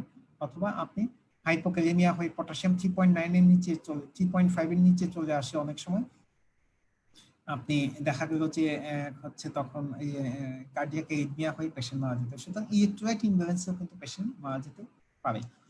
সাবা অনেক সময় পরীক্ষাতে জিজ্ঞেস করি কি করলে, কি প্যারামিটার দেখলে আপনি বুঝবেন যে পেশেন্টের সিভিয়ার ডায়াবেটিক কিটোএসিডোসিস। এক হচ্ছে পিএইচ আমরা 7.3 এর কম বললাম, পিএইচ যদি দেখেন যে 7 এর নিচে কমে গেছে। বাইকার্বনেট আমরা 15 এর নিচে বললাম, বাইকার্বনেট যদি দেখেন যে 10 এর নিচে নেমে গেছে। রক্তে কিটোন ঢাকা শহরে হয়, ঢাকা বাইরে হয় না। অ্যানায়ন গ্যাপ যদি খুব বেশি বেড়ে যায়, পটাশিয়াম যদি 3.5 এর নিচে নেমে আসে, অক্সিজেন স্যাচুরেশন যদি নরমালি যেটা 95 থেকে 98, 99, 100 পর্যন্ত থাকে, 92 নিচে নেমে গেছে, পেশেন্টের ব্লাড প্রেশার যদি কম থাকে, পেশেন্টের হার্ট রেট যদি খুব বেশি বা খুব কম থাকে, পেশেন্ট যদি ড্রাউজি অথবা আনকনশাস থাকে, তাই আপনি বুঝছেন সিভিয়ার ডায়াবেটিক কিটোএসিডোসিস। সো আমরা যেসব ক্লিনিক্যাল প্যারামিটার অথবা বায়োকেমিক্যাল প্যারামিটার কমনলি ইউজ করি, এগুলো যদি বেশি বেশি কমে যায় বা বেড়ে যায়, তাই আমরা ভাববো যে এটা সিভিয়ার ডায়াবেটিক কিটোএসিডোসিস। মর্টালিটি খুব সারপ্রাইজিং হলো, আমরা যখন স্টুডেন্ট ছিলাম তখন পড়তাম যে 20 থেকে 25%, কিন্তু এখন রিসেন্ট গাইডলাইন গুলোতে বলা আছে 5%। তার মানে এখন চিকিৎসা অনেক ইমপ্রুভ করছে এবং অনেক ইন্টার্নিরা খুব কনফিডেন্টলি ডিকে চিকিৎসা করছে। আমি একটা দুইটা কেস দেখাবো আপনাদের। হংক নিয়ে আমি 3-4টা স্লাইড দেখাবো। হংক আপনার খুব বেশি জানার দরকার নাই, তবুও আপনি পেশেন্ট পাবেন। এটা সাধারণত দেখবেন যে টাইপ 2 ডায়াবেটিসের পেশেন্ট, সাধারণত বয়স্ক পেশেন্ট আয়সা বলবে যে স্যার আমার রোগী গত 3 দিন ধরে মনে হবে আস্তে আস্তে জ্ঞানটা কমে যাচ্ছে এবং পেশেন্টের গায়ে গায়ে জ্বর ছিল এবং ডায়াবেটিস মেপে দেখি যে 25-30 থাকছে। আপনি অবশ্যই ধরে নেবেন এটা হংক, যেখানে ব্লাড সুগার 30 বেশি, ডিকেতে আমরা বলছি 15 বেশি। সিরাম অসমোলারিটি আমি ইতিমধ্যেই সূত্র দেখালাম, 2 sodium plus urea plus glucose. Sodium খুব বেশি থাকে এইসব পেশেন্টের। সোডিয়াম যদি আপনি 155 পান, 155 কে 2 দিয়ে গুণ করলে আপনি 310।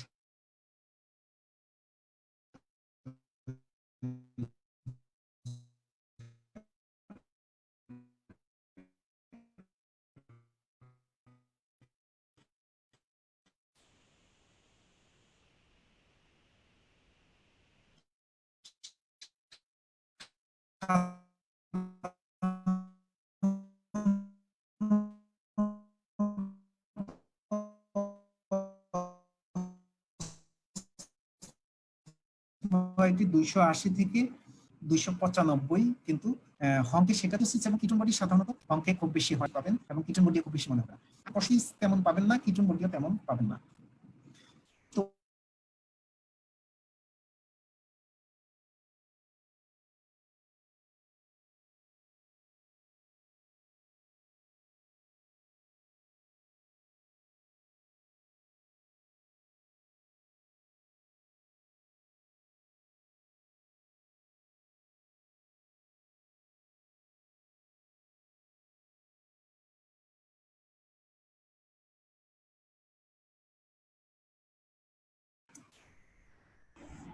হ্যাঁ, কামরুল কি শুনতে পাচ্ছেন? জি স্যার। দেখা যাচ্ছে তো? স্যার আচ্ছা, ওকে, থ্যাংক ইউ। আচ্ছা, যাই হোক, একটু sorry for the technical problem. হ্যাঁ, কামরুল আপনি মিউট হয়ে যান। আচ্ছা, হাইপারসমোলার নন কিটোটিক কোমা, এখানে আপনি অবশ্যই বুঝতে পারছেন যে পেশেন্ট হাইপারসমোলার থাকবে এবং কোমা থাকবে। সাধারণত টাইপ 2 ডায়াবেটিসের পেশেন্টদের হয়। টাইপ 1 এই দিকের সাথে হংকের পার্থক্য হলো, হংকের পেশেন্টদের কিছুটা ইনসুলিন থাকে, যার ফলে পেশেন্টটা কিটোএসিডোসিস হয় না। এখানে ব্লাড সুগার খুব বেশি থাকে, 23 বেশি।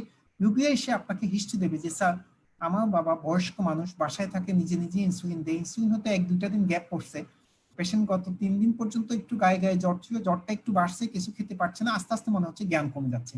ব্লাড সুগার খুব বেশি পাবেন। পেশেন্টের অসমোলারিটি আমি ইতিমধ্যেই অসমোলারিটি সূত্র বললাম, 2 sodium plus urea plus glucose. সাধারণত অসমোলারিটি হচ্ছে 280 থেকে 295। 320 বেশি হলে আমরা হাইপারসমোলার বলবো। 340 বেশি হলে পেশেন্ট কিন্তু আস্তে আস্তে ড্রাউজিনেস অথবা কমাতে চলে যাবে।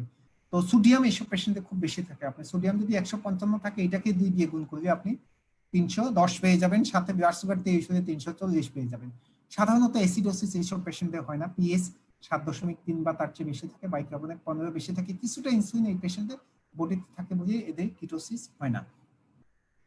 অনেক পেশেন্ট যারা ডিকি অথবা হংক আমরা অনেক সময় হাইপার অসমোলা, হাইপারগ্লাইসেমিক স্টেট অথবা হাইপারগ্লাইসেমিক ক্রাইসিস বলি, তার মানে আমরা আসলে ক্লিয়ারলি ডিফারেন্সিয়েট করতে পারি না পেশেন্ট ডিকে না হংক। তখন আমরা ব্লাড সুগার দেখে দেখে ইনসুলিনের ডোজ এবং ডিহাইড্রেশন অ্যাসেস করে করে আমরা ফ্লুইডটা রিপ্লেস করি। কিন্তু আপনার ওইটা মনে রাখা উচিত যে সাধারণত 100 জন পেশেন্ট যদি হাইপারগ্লাইসেমিক ইমার্জেন্সি নিয়ে আসে, 20 থেকে 30% আমরা ডিকে অথবা হংক ডিফারেন্সিয়েট ক্লিয়ারলি করতে পারি না।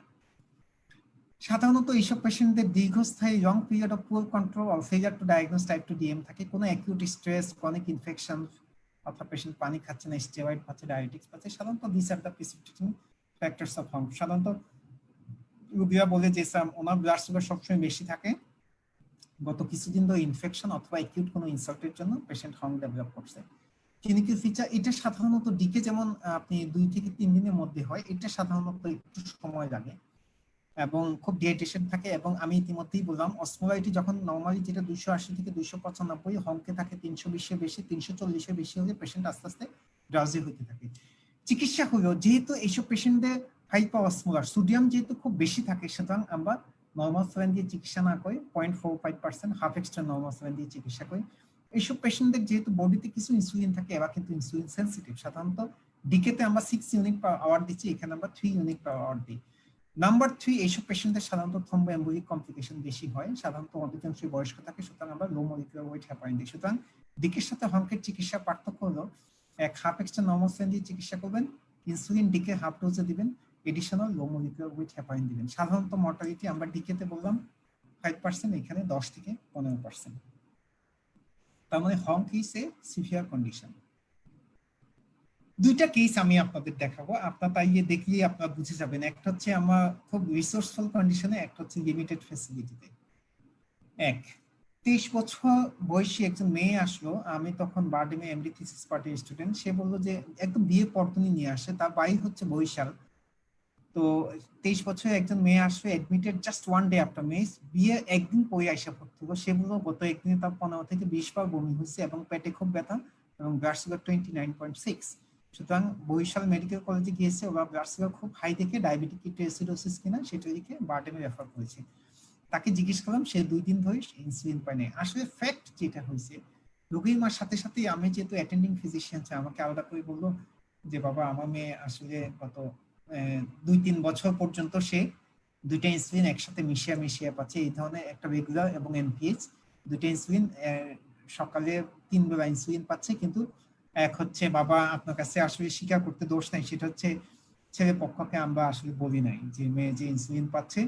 তো তারপর মেয়ে যখনই শ্বশুর বাড়িতে গেছে আমরা একটু ভয় ছিলাম। তো আপনার প্রতি একটা রিকোয়েস্ট থাকলো, আপনি এটা ডিসক্লোজ করার দরকার নাই, যেহেতু আপনি বলবেন যে ডায়াবেটিসটা এই মুহূর্তে ধরা পড়লো। যাই হোক, this are the clinical scenario. আপনি যখন সমাজে চিকিৎসা করতে যাবেন, you know a lots of secrets অথবা এই ধরনের জিনিসগুলো, সুতরাং আপনাকে অবশ্যই সেটা অনেক ক্ষেত্রে আমরা অনেক সময় রেসপেক্ট করতেই হয়। তো মেয়ে আমাকে বললো যে এই হচ্ছে সিনারিও, এখন বাবা আপনারা আপনাদের মতো চিকিৎসা করেন, কিন্তু সে যে আগে থেকে ইনসুলিন পাইতো সেটা আপনি ডিসক্লোজ না করলেই বেটার। সুতরাং this is the scenario. Patient যখনই হাজবেন্ডের বাড়িতে গেছে, ইনসুলিনটা গত 2 দিন ধরে পায় নাই, আমি ধরে নিচ্ছি পেশেন্টটা নিশ্চয়ই টাইপ 1 ডায়াবেটিস। পেশেন্ট বমি একদিনে 15 থেকে 20 বার হয়ে, পেটে ব্যথা এবং ব্লাড সুগার অনেক বেশি। তো আমি MD thesis party student BIRDEM, এবং আমি ততদিনে এফসিপিএস মেডিসিনে পাস করে গেছি। ইনভেস্টিগেশন ফ্যাসিলিটিস বেস্ট বারডেমে, ইনসুলিন পাম্প আছে, ইভেন ওয়ার্ডেও আছে, আমার আইসিইউতে যেতে হয় না, আমি ওয়ার্ডেই পেশেন্টটা ম্যানেজ করতে পারবো। হাজবেন্ড বললো sir do the best, money is not a problem. সে বললো যে স্যার আমার ওয়াইফ, আমার নতুন বিয়ে হয়েছে, পেশেন্ট একটু সিরিয়াস মনে হচ্ছে, আপনি যা সর্বোচ্চ চিকিৎসা ওনাকে দেওয়ার ব্যবস্থা করলেন। আমি বললাম ইনশাল্লাহ we will taking care, no problem.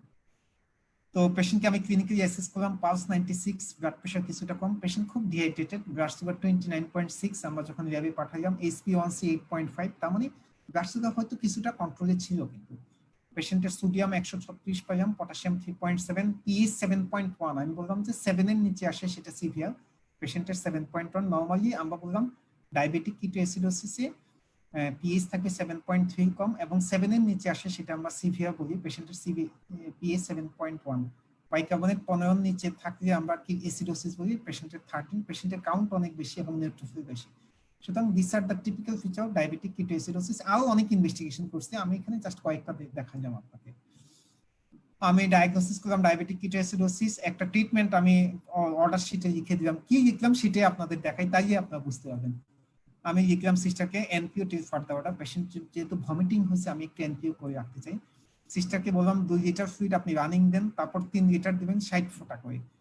যেই মেসেজটা আমি আপনাদের দিতে চাই, 1000 ml ফ্লুইডে প্রতি ml 15 ফোঁটা, তার মানে আমার এখানে মোট 15,000 ড্রপ আছে 1 লিটার নর্মাল স্যালাইনে। আমাদের দেশে আমরা রানিং দিয়ে সেটা যায় হচ্ছে 120 ফোঁটা করে, এটা শেষ হবে 2 ঘন্টায়। সুতরাং ওয়ার্ডে আমরা যে ক্যানুলা দিয়ে আইভি ফ্লুইড দিচ্ছি সেটা যদি আপনি রানিংও দেন, ওই প্রথম লিটার 1 ঘন্টায় যে সেটা আমি দিতে পারছি না। যার ফলে আমি তাকে সিস্টারকে বললাম যে আপনি 2 লিটার ফ্লুইড রানিং দিবেন, তার পরবর্তী 3 লিটার আপনি 60 ড্রপসে দিতে থাকবেন। আমি প্রতি 2 ঘন্টা পর পর অ্যাসেস করে আমি হয়তো ফ্লুইডের ডোজটা, পেশেন্টের প্রেশার কেমন থাকছে, পেশেন্টের ডিহাইড্রেশন কেমন ইমপ্রুভ করছে, পেশেন্টের লাং বেসে কোনো পালমোনারি ইডেমা হয়ে যাচ্ছে কিনা সেটা দেখে দেখে আমি অ্যাডজাস্ট করবো। যার ফলে ফ্লুইড আমি স্ট্যান্ডার্ড যেভাবে প্রথম লিটার 1 ঘন্টা, পর লিটার 1 ঘন্টা, তারপর লিটার 2 ঘন্টা, তারপর লিটার 2 ঘন্টা, তারপর লিটার 4 ঘন্টা, তারপর লিটার 6 ঘন্টা, আমি ওইটা একদম মানে অ্যাকুরেট মেনটেন করতে পারছি না, কারণ আমি যে আমি ফ্লুইড রানিং দিব সেটা 2 ঘন্টায় শেষ হচ্ছে। আমি সিস্টারকে বললাম সেকেন্ড ব্যাগ থেকে আপনি প্রতি লিটার ফ্লুইডের সাথে 2 অ্যাম্পুল কেটি, যেহেতু পেশেন্টের পটাশিয়াম আমি আপনাদের আগেও বলেছি পটাশিয়াম 3.5 থেকে 5.5 হয়ে সেকেন্ড লিটারে আপনি 40 মিলিমোল করে দিবেন। আমি সিস্টারকে বললাম 2 অ্যাম্পুল ইনজেকশন কেটে দিবেন, যাতে 40 মিলিমোল হবে। সিস্টারকে বললাম আপনি ব্লাড স্যাম্পলটা কালেকশনের পরে আপনি একটা ব্রড স্পেকট্রাম অ্যান্টিবায়োটিক শুরু করেন, আমরা ইউরিন কালচার এবং ব্লাড কালচার রিপোর্ট দেখে হয়তো আমরা ডোজটা অ্যান্টিবায়োটিকটা হয়তো চেঞ্জ করে দেব। এবং সিস্টারকে বললাম আপনি 50 ইউনিট রেগুলার ইনসুলিন মানে 0.5 ml regular insulin 49.5 ml normal স্যালাইনের সাথে মিশিয়ে ইনফিউশন পাম্পে দিবেন 6 ইউনিট পার আওয়ার।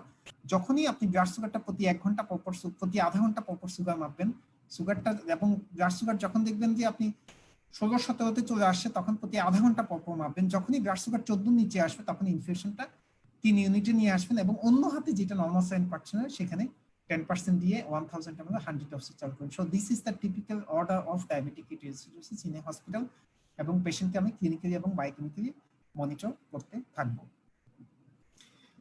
আমরা যখন পেশেন্ট দেখলাম যে ক্লিনিক্যালি এবং বায়োকেমিক্যালি ইমপ্রুভ করে গেছে, পেশেন্ট সাধারণত 2 থেকে 3 দিন সময় লাগে পেশেন্ট সেটেল ডাউন হইতে।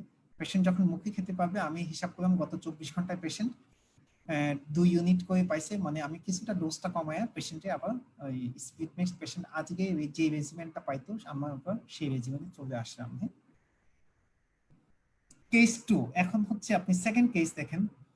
27 বছর বয়সে, প্রায় কাছাকাছি কেস, 27 বছর বয়সে একজন already admitted with 36 week pregnancy, এটা তার 4th বাচ্চা। তখন আমি ফেনী সদর হাসপাতালের মেডিসিনের কনসালটেন্ট।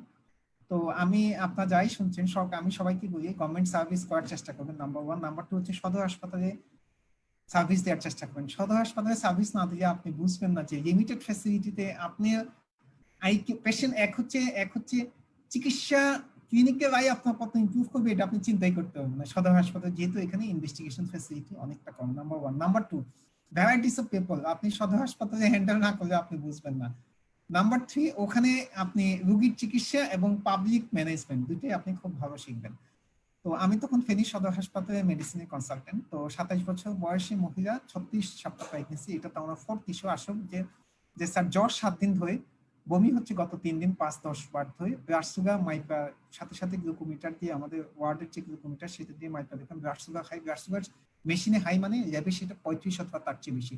রোগী বললো যে স্যার আমি ইনসুলিন নিচ্ছি না এই অবস্থা। পেশেন্ট প্রিমিক্স ইনসুলিন পাই সকালে 14 এবং রাতে 10 করে। সুতরাং ব্লাড সুগার খুব বেশি, পেশেন্টের ফিভার আছে, ডিসওরিয়েন্টেশন আছে, এবং আমি ধরে নিচ্ছি এটা ডায়াবেটিক কিটোঅ্যাসিডোসিস। আমি তখন কনসালটেন্ট মেডিসিনের কনসালটেন্ট হিসেবে কাজ করি সদর হাসপাতাল। ইনভেস্টিগেশন ফ্যাসিলিটি বলতে আমার হসপিটালে শুধু আরবিএস হয় এবং ইসিজি হয়, আর কোনো পরীক্ষা হয় না। রোগী বলছে স্যার ডু দ্য বেস্ট, কিন্তু আমি কোনো টাকা খরচ করতে পারবো না। সো আমার বার্ডেমিক পেশেন্ট যেরকম বলছে যে sir you do the best, money is not a problem, আমার এই ক্ষেত্রে রোগী এসে বলছে যে স্যার আমার বাচ্চা কাচ্চা 3 জন, আমার কোনো ইনকাম নাই, আল্লাহ আপনার ভালো করবে, you do try your best, কিন্তু স্যার টাকা খরচ হবে এমন কিছুতে আমি নাই। সুতরাং আমরা পুরো ফান্ড থেকে কিছু ম্যানেজ করে আমরা চিকিৎসা করলাম। পেশেন্ট ক্লিনিক্যালি দেখলাম যে পালস 104, বিপিএ 90/70, পেশেন্ট খুব ডিহাইড্রেটেড। ব্লাড সুগার আমরা ল্যাবে যেটা পাঠালাম সেটা 33.6। সদর হাসপাতালে সিবিসি এবং ইউরিনারি হয় এটা পাঠাইলাম, এবং এটা 2 দিন পর রিপোর্ট আসবে। তো ততদিনে হয়তো এসপা কিছু একটা হয়ে যাবে। এক ইসিজিটা হয় সদর হাসপাতালে, ইমার্জেন্সিতে ইসিজি থাকে। তো ইসিজি দেখে আমি আগেই বললাম, এক হচ্ছে যদি হাইপারক্যালেমিয়া হয় তাহলে টলপিক টি হবে হাইপারক্যালেমিয়াতে, এবং হাইপোক্যালেমিয়াতে সাধারণত এসটি ডিপ্রেশন হবে এবং টি ইনভার্সন হবে। তো এখানে টি চেহারা ছবি দেখে আমার খুব ভালো মনে হলো, সুতরাং আমি ধরে নিলাম পেশেন্টের পটাশিয়াম হয়তো 3.5 থেকে 4 এই ধরনের হতে পারে, ধরে আমি চিকিৎসা শুরু করলাম। সুতরাং ডায়াগনোসিস আমার ডায়াবেটিক কিটোএসিডোসিস, ইসিজি ওয়াচ করে টি হাইট দেখে আমি ধরে নিলাম পটাশিয়াম 3.5 থেকে 4। আমি সিস্টারকে বললাম এনকিউটি ফার্দার অ্যাডমিশন, ওই ক্ষেত্রে একই অর্ডার, আমি রোগীকে সিস্টারকে বললাম আপনি নর্মাল সেলেন 2 লিটার রানিং দেন, তারপর 3 লিটার আপনি 60 ড্রপসে কন্টিনিউ করেন, তার মধ্যে আমি ডোজটা অ্যাডজাস্ট করতে থাকবো। সেকেন্ড ব্যাগ থেকে আপনি পটাশিয়াম 1 অ্যাম্পুল, এখানে 2 অ্যাম্পুল দিয়েছি আমি, সরি এখানে আমরা ওই পেশেন্টটাকে আমরা 1 অ্যাম্পুল দিয়েছিলাম, যে আপনি পটাশিয়াম একটু কম, কারণ হচ্ছে ইলেক্ট্রোলাইটে আসলে পটাশিয়াম কমছে কিনা বা কতটুকু কমছে আমরা তো কিছুই জানি না, আমরা 1 অ্যাম্পুল দিয়েছিলাম। ব্লাড কালচারে কোনো ঝামেলা যেহেতু সদর হাসপাতালে নাই, সুতরাং আমি একটা সেপ্টাইক্সিন শুরু করলাম। ওই ক্ষেত্রে আমি সিস্টারকে ডোজটা যেভাবে দিয়েছি সেটা হচ্ছে 50 ইউনিট রেগুলার ইনসুলিন, এটা আপনাকে মুখস্থ করে নিতে হবে। 500 ml নর্মাল সেলেনের সাথে মাইক্রোবুয়েটে 60 ড্রপসে যদিও দেওয়া উচিত 6 ইউনিট পার আওয়ার। এক হচ্ছে কিন্তু পেশেন্টের, এক হচ্ছে আমাদের হসপিটালে গ্লুকোমিটার আছে, কিন্তু স্ট্রিপ যা আছে আমি তার জন্য সর্বোচ্চ 10টা স্ট্রিপ খরচ করতে পারবো, রোগী তো কিছু কিনতে পারবে না। আমি সিস্টারকে বললাম যে একটু কম ইউনিটে দেন, এবং হচ্ছে প্রতি 6 ঘন্টা পর পর ব্লাড সুগার মাপবেন, কারণ হচ্ছে বারডেমে যেরকম সিস্টারকে বলছেন প্রতি আধা ঘন্টা 1 ঘন্টা পর মাপবেন, কারণ হচ্ছে আমার স্ট্রিপ সব শেষ হয়ে যাক এটাও আমি চাই না। এবং সিস্টারকে বললাম ব্লাড সুগার যখন 14 নিচে আসবেন তখন ইনসুলিন ইনফিউশনটা আরেকটু কমে 2 ইউনিট দিন, এবং পেশেন্টকে ক্লিনিক্যাল এবং বায়োকেমিক্যালি মনিটর করতে থাকলাম। আশা কথা হলো আমি সদর হাসপাতালে থাকতে 7 থেকে 8 জন ডায়াবেটিক কিটোএসিডোসিস ম্যানেজ করেছি, একজনও মারা যায়নি, এটা হচ্ছে আশা কথা।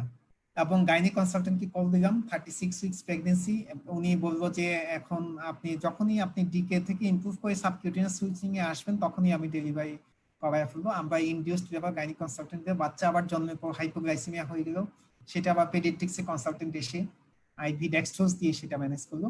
Patient go home with healthy baby. Husband খুব হ্যাপি, বললো যে এবং আমাদের জন্য অনেক দোয়া করলো যে গুড সার্ভিস।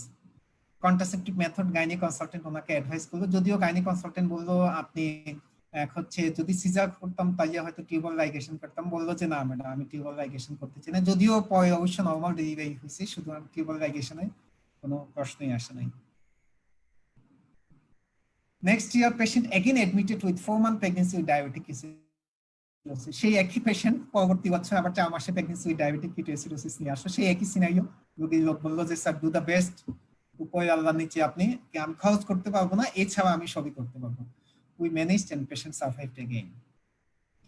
ছুটির সময় পেশেন্ট আমাকে এসিউ করলো, she will try her best not to become pregnant again. আমি জানি না, তারপর আমি চলে আসছি অবশ্য সদর হাসপাতাল থেকে। আমি কিছুটা একটু বিরক্তই হলাম রোগীর উপর যে এইভাবে ডায়াবেটিক কিটোএসিডোসিস নিয়ে হবে, কিন্তু কিছুটা সন্তুষ্টিও আমার মধ্যে কাজ করলো যে আমার যেসব ট্রেনিং ইয়াং ডাক্তাররা এখানে কাজ করছিল তারা ডায়াবেটিক কিটোএসিডোসিসের ম্যানেজমেন্ট মোটামুটি হাতে কলমে শিখে তারা they become expert. So this kind of patient they, অনেক পেশেন্টই দেখবেন যে এরকম ইনসুলিন বারবার ডিসকন্টিনিউ করছে, ডায়াবেটিক কিটোএসিডোসিস নিয়ে ভর্তি হচ্ছে। ডেফিনেটলি ইনসুলিন এইভাবে ইরেগুলার বা ডিসকন্টিনিউ করা উচিত না, কিন্তু তারা আমাদের ইয়াং ফিজিশিয়ানদের ট্রেন্ড আপ করে রাখছে ডায়াবেটিক কিটোএসিডোসিস চিকিৎসা যাতে কখনো ভুলে না যায়। So you have to learn to manage diabetic ketoacidosis patient with limited facility sometimes, এটা আমি সবসময় স্টুডেন্টদের বলি, আপনাকে সবসময় মনে রাখতে হবে। সুতরাং কুইজ, ডাক্তার রিয়াদ তো আছেন মনে হয়, আপনাকে যদি কো-হোস্ট করা থাকে আপনি আনমিউট হইতে পারবেন অবশ্য। ডাক্তার রিয়াদ অথবা ডাক্তার ফাতেমা আছেন? স্যার আমি আছি। আচ্ছা ওকে ডাক্তার ফাতেমা, আমি স্টুডেন্টদের একটু নিয়মটা বলে দিই। এক হচ্ছে আপনার এখানে 5টা কোশ্চেন থাকবে, 5টা কোশ্চেন থাকবে, আপনি চ্যাট বক্সে কমেন্ট করতে পারবেন, চ্যাট বক্সে কমেন্ট করবেন। এক হচ্ছে প্রত্যেকটা কোশ্চেনে আলাদা আলাদা কমেন্ট করার দরকার নাই, আপনি সিঙ্গেল কমেন্ট করবেন, একটা কমেন্ট করবেন, এবং 5টা কোশ্চেনের আনসার যেটা হবে শুধু সেটা লিখবেন, answer to question number 1, answer to question number 2, কিছু লেখার দরকার নেই। ধরেন প্রথম কোশ্চেন এমন থাকলো ইনসুলিন অথবা মেটফর্মিন, আপনি শুধু মেটফর্মিন লিখবেন। সেকেন্ড কোশ্চেন থাকলো ওয়েট লস ও ওয়েট গেইন, আপনি ওয়েট গেইন, শুধু 5টা কোশ্চেনের আনসার লিখবেন কমা কমা দিয়ে, তারপরে আপনার নাম এবং ফোন নাম্বার লিখবেন। যদিও খুব সহজ কোশ্চেন, আমরা আজকে যা পাইছি সেখান থেকে কোশ্চেন করবো, সর্বোচ্চ 5 জন বিজয়ী যারা সবার আগে আনসার দিতে পারবেন, I have a book published by Jaypee, সেটা 5 জনকে ভ্যাকসিনকো ফার্মাসিউটিক্যালস পক্ষ থেকে উপহার দেওয়া হবে। Okay, let's go to the quiz. কোথায় গেল quiz? Oh, sorry. Okay, this is our quiz. Type 1 diabetes may present with diabetic ketoacidosis. Yes or no? Unconsciousness is more common in HONC than decay. Yes or no? Typical requirement of fluid in liter in decay in first 20 hours. মানে diabetic ketoacidosis প্রথম 24 ঘন্টায় কত litre fluid আসলে সাধারণত দরকার হয়? Mention a investigation by which you can assess serum potassium when doing electrolyte is not possible. যেখানে আপনার serum electrolyte করার সুযোগ নেই সেখানে আপনি পটাশিয়াম অ্যাসেস করার জন্য একটা বেডসাইড ইনভেস্টিগেশন কি করতে পারেন? HONC is more insulin sensitive than decay. Yes or no? পাঁচটা আনসার লিখেন, কমা দিবেন, কমা দিয়ে আপনার নাম লিখবেন এবং ফোন নম্বর লিখবেন।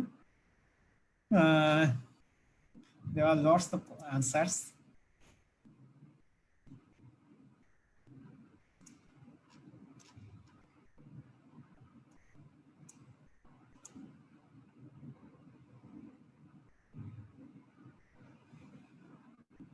Type 1 diabetes, diabetic ketoacidosis নিয়ে প্রেজেন্ট করতে পারে কিনা? Yes or no? Unconsciousness HONC বেশি common then diabetic ketoacidosis. Yes or no? প্রথম 24 ঘন্টা of diabetic ketoacidosis typical fluid requirement কত লিটার? যেখানে ইলেক্ট্রোলাইট করার ফ্যাসিলিটি নাই সেখানে আপনার সিরাম পটাশিয়াম অ্যাসেস করার জন্য একটা বেডসাইড ইনভেস্টিগেশন। HONC সাধারণত ইনসুলিনের ডিকের চেয়ে বেশি ইনসুলিন সেন্সিটিভ। হ্যাঁ, আমার ধারণা আমরা ইতিমধ্যে মোর দেন 50 আনসার পেয়ে গেছে। আমার ধারণা তার মধ্যে আমরা সঠিক 5 জন পেয়ে যাব। আমরা এখন আনসারে চলে যাই। হ্যাঁ, ডাক্তার ফাতেমা আপনি আনসারগুলো একটু নোট করে নেন অথবা একটা ছবি তুলে নেন। টাইপ 1 ডায়াবেটিক কিটোএসিডোসিস নিয়ে প্রেজেন্ট করতে পারি, এটা definitely yes. Unconsciousness is more common in HONC than diabetic ketoacidosis, অবশ্যই ইয়েস, কারণ HONC এ মানেই হতে কমা আছে। টিপিক্যাল রিকোয়ারমেন্ট সাধারণত প্রথম 24 ঘন্টায় 6 লিটার ফ্লুইড ডেফিসিট হয়। যেখানে ইলেক্ট্রোলাইট করার ফ্যাসিলিটি নাই সেখানে সাধারণত আপনি একটা ইসিজি করেও পটাশিয়ামটা অ্যাসেস করতে পারেন। HONC সাধারণত আমরা ইতিমধ্যেই বলছি, ডিকেতে আমরা সাধারণত 6 ইউনিট পার আওয়ার হিসেবে ইনসুলিন শুরু করি, HONC এ সাধারণত আমরা 3 ইউনিট করে শুরু করি।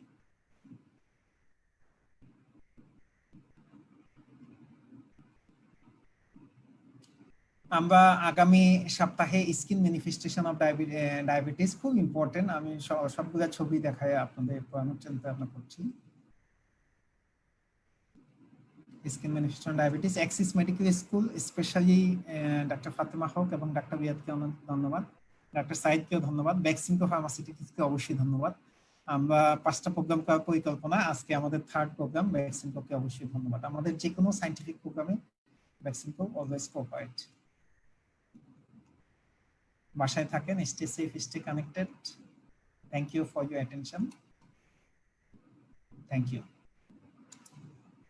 আমি শেয়ার অপশনটা অফ করে দিলাম। ফাতেমা বিজয়ীদের নাম দেখতে থাকুক, আমি আপনাদের আনমিউট করে অপশন ওপেন করে দিলাম, আপনারা চাইলে আনমিউট করে কোশ্চেন করতে পারেন।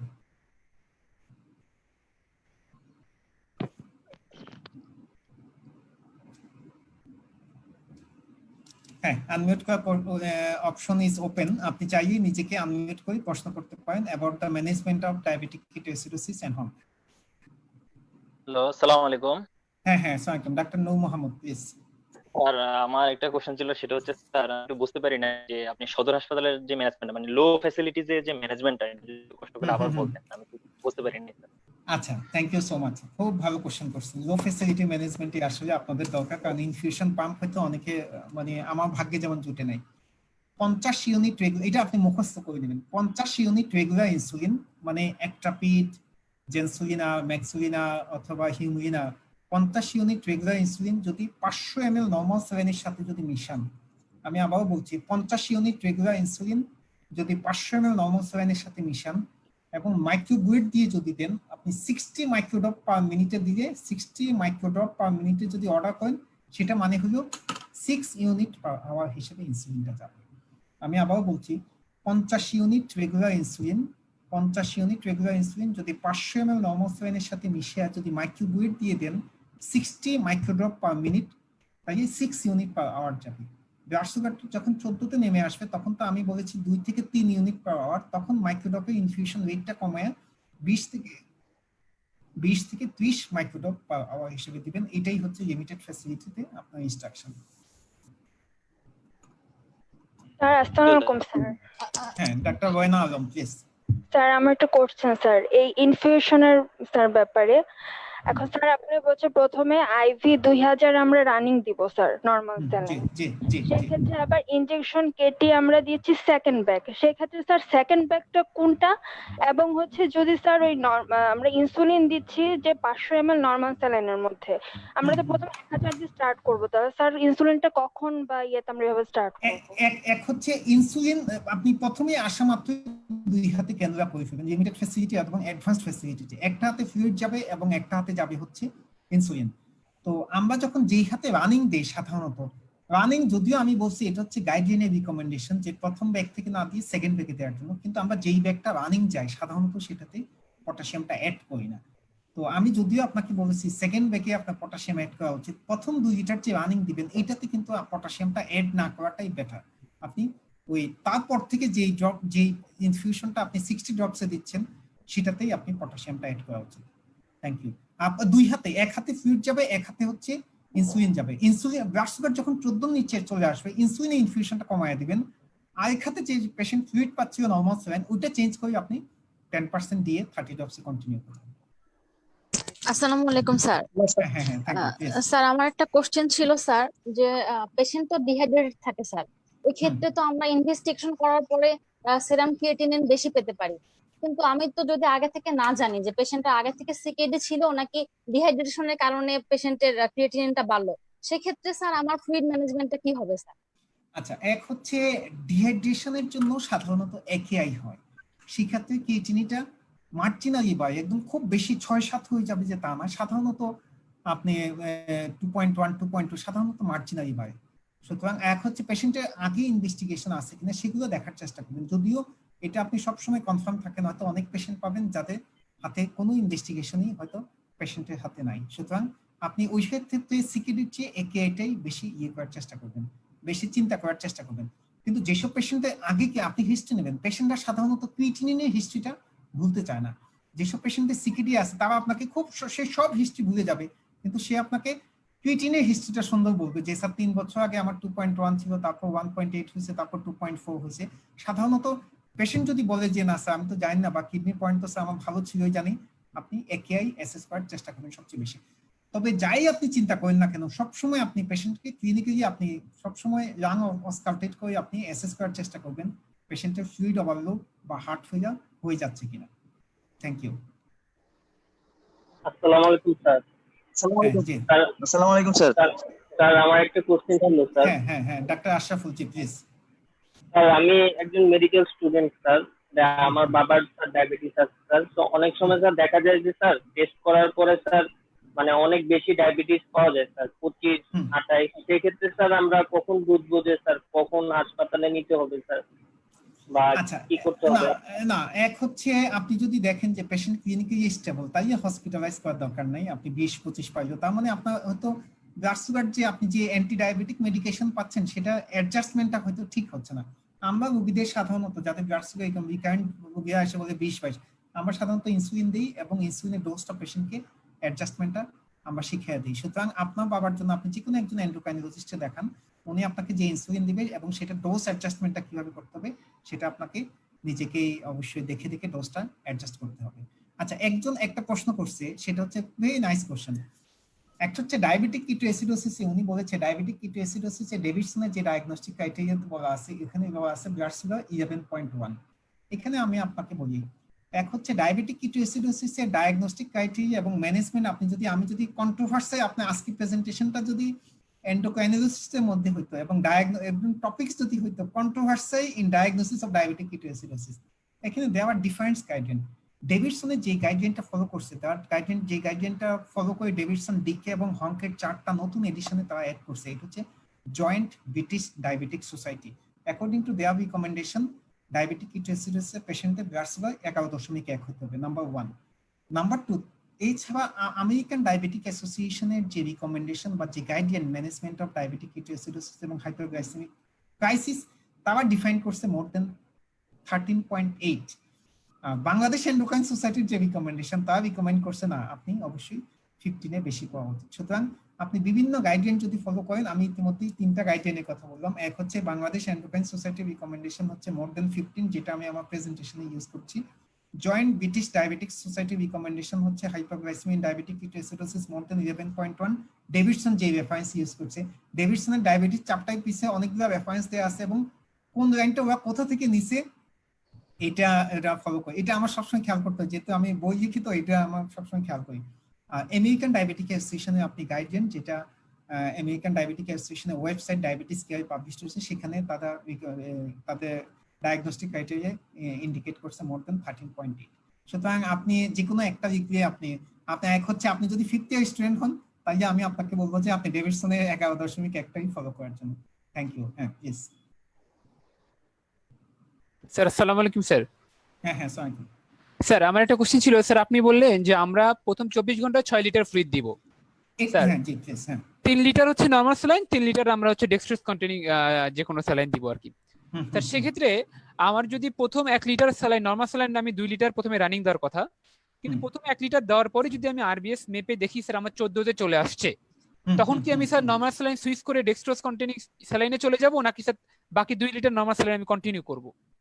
Thank you so much, very good question. এটা হচ্ছে debate regarding the fluid replacement of diabetic ketoacidosis. আসলে আমি এখানে ফ্লুইড নিয়ে আপনাদের দুইটা স্লাইড দেখালাম, ফ্লুইড রিপ্লেসমেন্ট নিয়ে আলাদা, ডায়াবেটিক কিটোএসিডোসিস ম্যানেজমেন্ট নিয়ে আলাদা বই আছে। আমি যত সহজে আপনাকে দেখালাম, আমি যত সহজে আপনাকে ম্যানেজমেন্ট দিলাম, আপনি যখন ফিল্ডে যখন চিকিৎসা করতে যাবেন দেখবেন যে আসলে পেশেন্ট টু পেশেন্ট আপনি যদি 10টা ডায়াবেটিক কিটোএসিডোসিস চিকিৎসা করবেন আপনি দেখবেন যে সিনারিও অনেক কিছুই দেখা যাচ্ছে অন্যরকম হচ্ছে। আমি যেটা বললাম সাধারণত টিপিক্যাল রিকোয়ারমেন্ট হচ্ছে 6 litre in the first 24 hours, সেটা বললাম 3 লিটার ইন্টারসেলুলার, 3 লিটার এক্সট্রাসেলুলার, যেটা নরমাসেন এবং ডিকে দিয়ে গ্লুকোজ কন্টেনিং ফ্লুইড দিয়ে চিকিৎসা করতে হয়। আপনি যে এই কোশ্চেন করলেন, ভেরি গুড কোশ্চেন। একটা হচ্ছে ডায়াবেটিসের পেশেন্ট হাই ডায়াবেটিক কিটোএসিডোসিস নিয়ে হসপিটালাইজেশন হলো, আমি প্রথম লিটার নরমাল স্যালাইন দেওয়ার পরে দেখতাম যে ব্লাড সুগার 14 নিচে চলে আসে। আপনাকে খেয়াল রাখতে হবে তাহলে এক হচ্ছে ইনসুলিনটা খুব রেপিড ডোজে আপনি দিচ্ছেন কিনা, নাম্বার 1। আমি অবশ্যই আপনাকে রিকোয়েস্ট করবো ইনসুলিনের ইনফিউশনটা 1 থেকে 2 লিটারে নিয়ে নেওয়ার জন্য, এবং অবশ্যই আপনাকে তখন সুগার যদি 14 নিচে চলে আসে আপনাকে অবশ্যই ফ্লুইডটা, বাকি পেশেন্ট যদিও ডিহাইড্রেটেড থাকে সেটা আমরা চেষ্টা করবো 10% দিয়ে কারেক্ট করার জন্য। এবং ব্লাড সুগার যদি আবার বেড়ে যায় আমরা আধা ঘন্টা 1 ঘন্টা পর আবার ব্লাড সুগার চেক করবো, সাধারণত আমরা 1 ঘন্টা পর করি। তখন আবার ব্লাড সুগার যদি 14 বেশি পাই আবার নরমাল স্যালাইন দেবো আর কি। সাধারণত আমি যেটা আমার ইন্টার্ন অথবা মেডিকেল অফিসারদের বলি, যে অনেকটা ওপিসি পয়জনিং এর মতো, আমি বলি যে আপনাকে আগামী 3 দিন এই পেশেন্টের পাশে বসে থাকতে হবে ডায়াবেটিক কিটোএসিডোসিস। আপনি যদি বসে থাকেন রোগী বেঁচে যাবে, এবং আসলেই তাই হয়। আপনাকে বারবার চিকিৎসাটা চেঞ্জ করতে হয়। Thank you so much. আসসালামু আলাইকুম স্যার। হ্যাঁ হ্যাঁ হ্যাঁ ডাক্তার রাজু আহমেদ প্লিজ। এই কোশ্চেনেরই সূত্র ধরে আরেকটা কোশ্চেন স্যার আমার, যে প্রথম দিন আমি 6 লিটার নরমাল স্যালাইন দিলাম, তারপরেও ব্লাড সুগার 14 নিচে নামলো না, আমি নেক্সট ডেতে গেলাম, নেক্সট ডেতে আমার ফিড ম্যানেজমেন্টটা স্যার কেমন হবে? তখন কি আমি নরমাল স্যালাইনটাই কন্টিনিউ করে যাবো এবং সেটা কি রেটে? এটা স্যার আমার কোশ্চেন। পরের দিন 24 আওয়ার্সের পরে।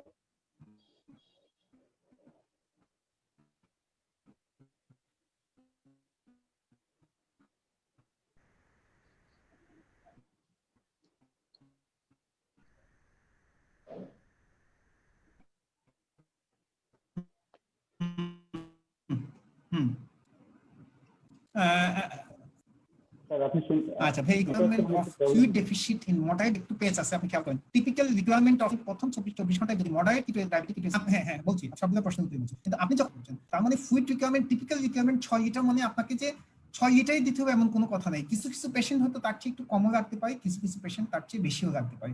এখন আপনি যে প্রশ্নটা করলেন প্রথম দিন আমরা 6 লিটার ফ্লুইড দিয়েও ব্লাড সুগার স্টিল হাই, এরকমটা হতে পারে, তখনও কিন্তু আপনি ফ্লুইড ম্যানেজমেন্ট সেকেন্ড ডেতে depends upon the blood sugar level, পেশেন্টের হাইড্রেশন স্ট্যাটাস, পেশেন্টের ইলেক্ট্রোলাইট রিপোর্ট এন্ড পেশেন্টের urine output and the condition of patient lung base, সবকিছু জাজ করে আপনি জাজ করার চেষ্টা করবেন আসলে পেশেন্টের ডিহাইড্রেশনের মাত্রা দেখে যে এই মুহূর্তে আমার আগামী 24 ঘন্টার জন্য কতটুকু ফ্লুইড আমি প্ল্যান করবো for this patient.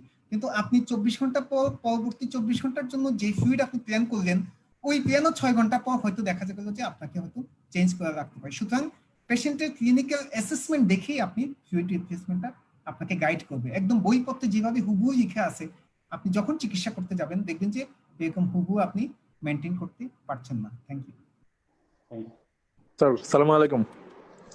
G sir, diabetic ketoacidosis initial ম্যানেজমেন্টে সাবকিউটেনিয়াস বা আইএম ইনসুলিনের কি কোনো রোল আছে? হ্যাঁ, ভেরি গুড কোশ্চেন। আমি আমার প্রেজেন্টেশনে দেখাইছি যেসব যেসব ফ্যাসিলিটিতে আপনার আইভি ইনফিউশন দেওয়ার সুযোগ নাই সেসব ক্ষেত্রে রেগুলার ইনসুলিন 10 থেকে 15 ইউনিট আইএম এবং তারপর প্রতি ঘন্টায় 5 থেকে 10 ইউনিট আইএম দিয়ে চিকিৎসা করে। আমার জানা মতে এখনকার পার্সপেক্টিভে আইভি ইনফিউশন দেওয়া যাবে না। সাধারণত দিকে তো অবশ্যই হসপিটাল বা ক্লিনিকে চিকিৎসা হয়, কিন্তু আপনি এটুকু মনে রাখেন যে আইএম ইনসুলিন দেওয়ার একটা অপশন কিন্তু ইন আওয়ার হ্যান্ড। কিন্তু আইএমটা আমরা প্রেফার করি না। এক হচ্ছে পেশেন্ট যেহেতু ডিহাইড্রেটেড থাকে, আইএম ইনসুলিন দিলে ইনসুলিনটা অ্যাবজর্পশন হয় না, নাম্বার 1। নাম্বার 2, যদিও হংকে থ্রম্বোএম্বোলিক ম্যানিফেস্টেশন বেশি, কিন্তু ডায়াবেটিক কিটোএসিডোসিসেও কিন্তু একদম থ্রম্বোএম্বোলিক ম্যানিফেস্টেশন হয় না যে ব্যাপারটা তা না। আইএম দিলে অনেক সময় দেখা যাচ্ছে হেমাটোমা হয়ে যায়, যার ফলে আমরা কিন্তু আইএম ইনসুলিনটা আমরা একদম ডিসকারেজ করি। কিন্তু অনেক সময় যখন অনেক সিনিয়র স্যাররা আপনাদের পরীক্ষা নেবে বা এফসিপিএস ফাইনাল পরীক্ষা দিবেন বা রেসিডেন্সি ফাইনাল পরীক্ষা দিবেন, স্যাররা আপনাদের জিজ্ঞেস করবে যে আইএম দেওয়ার কোনো স্কোপ আছে কিনা। আপনি বলবেন স্যার একদম লিমিটেড ফ্যাসিলিটিতে there is scope to give IM insulin. আর সাবকিউটেনিয়াস কি দেওয়ার কোনো রোল আছে স্যার? সাবকিউটেনিয়াস তে কোনো রোল নাই, কিন্তু আপনি যদি এক হচ্ছে joint British Diabetic society recommendation যদি দেখেন 2018-তে তারা যেটা আপডেট করছে, এটা যদিও আমি এইসব বলতে চাই না, তবুও একটু না বললে আপনারা বুঝবেন না। তারা বলছে আপনার যে আইভি ইনসুলিন দিচ্ছি তার সাথে পেশেন্ট লং অ্যাক্টিং যে ইনসুলিনটা বাসায় পাচ্ছিল সেই লং অ্যাক্টিংটা সাবকিউটেনিয়াস আপনি কন্টিনিউ করেন। সুতরাং সাবকিউটেনিয়াস ইনসুলিন আপনি পরীক্ষাতে স্যারকে বলবেন যে স্যার আমরা আইভি যখন ইনসুলিন দেবো আমরা সাবকিউটেনিয়াস ইনসুলিনটা দেবো না, কারণ স্যার এইটুকু পর্যন্ত আপডেটেড। কিন্তু এইটুকু আপনি মনে রাখেন যে একদম লেটেস্ট রিকমেন্ডেশনে আপনি আইভি ইনসুলিনের পাশাপাশি সাবকিউটেনিয়াস বেসাল ইনসুলিনটা কন্টিনিউশনেও কিছু গাইডলাইনে রিকমেন্ডেশন আছে। Thank you. জি স্যার। আরেকটা কোশ্চেন হচ্ছে স্যার, ওই যদি পেশেন্টের রেনাল ফেলিউর থাকে বা কার্ডিয়াক ফেলিউর থাকে তখন স্যার আমাদের ফ্লুইড ম্যানেজমেন্টটা কি রকম হবে?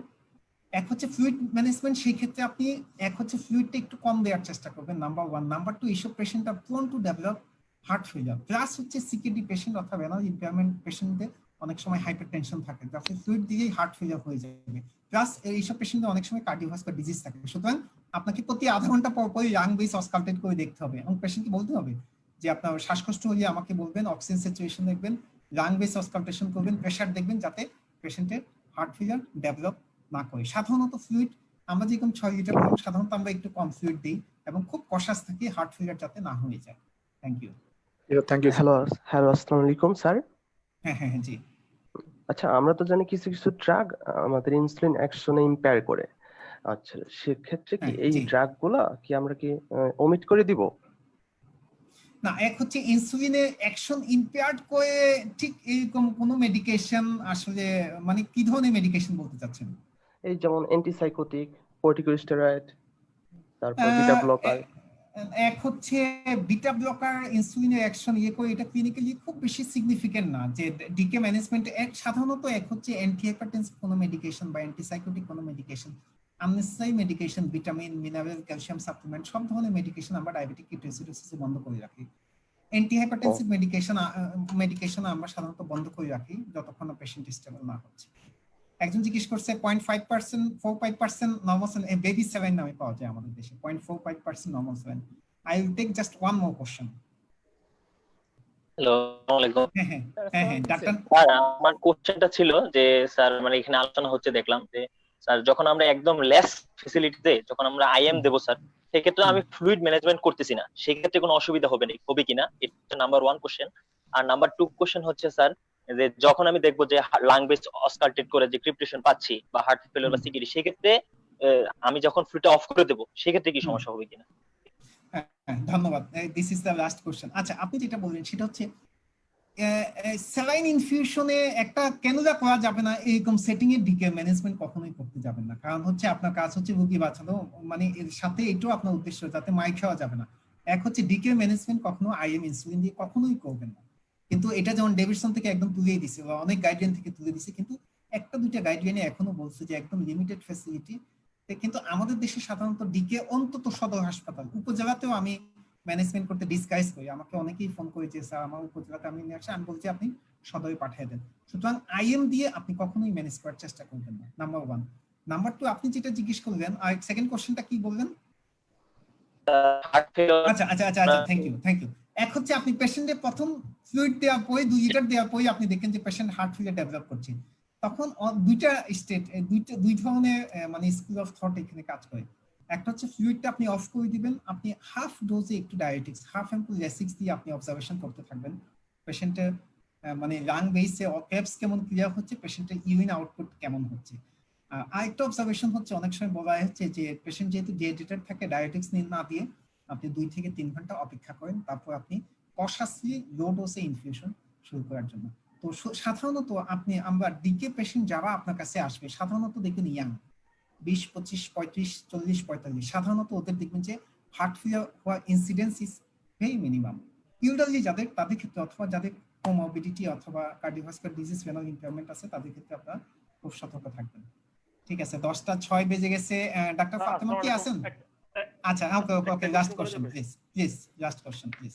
আমার কোশ্চেনটা হলো স্যার, এই যে আমরা তো ডিকে ডায়াগনোসিস তিনটা ক্রাইটেরিয়া দিক করতেছি, তো আমাদের বাংলাদেশের এসপেক্টে এসিডোসিস করার জন্য স্যার আমাদের এবিজি করা লাগবে, তারপরে কিটোন বডি করার জন্য। তো আমি তো স্যার আলটিমেটলি আরবিএস ছাড়া আর কোনো পয়েন্ট পাচ্ছি না তিনটা ডায়াগনোসিস একসাথে করার জন্য। তো এই ক্ষেত্রে কি আমাদের ক্ষেত্রে আমাদের ক্লিনিক্যাল দিয়ে আমরা জাজমেন্ট দিয়ে ট্রিটমেন্ট শুরু করব কিনা, একটা কোশ্চেন। সেকেন্ড কোশ্চেনটা একটু করে ফেলি।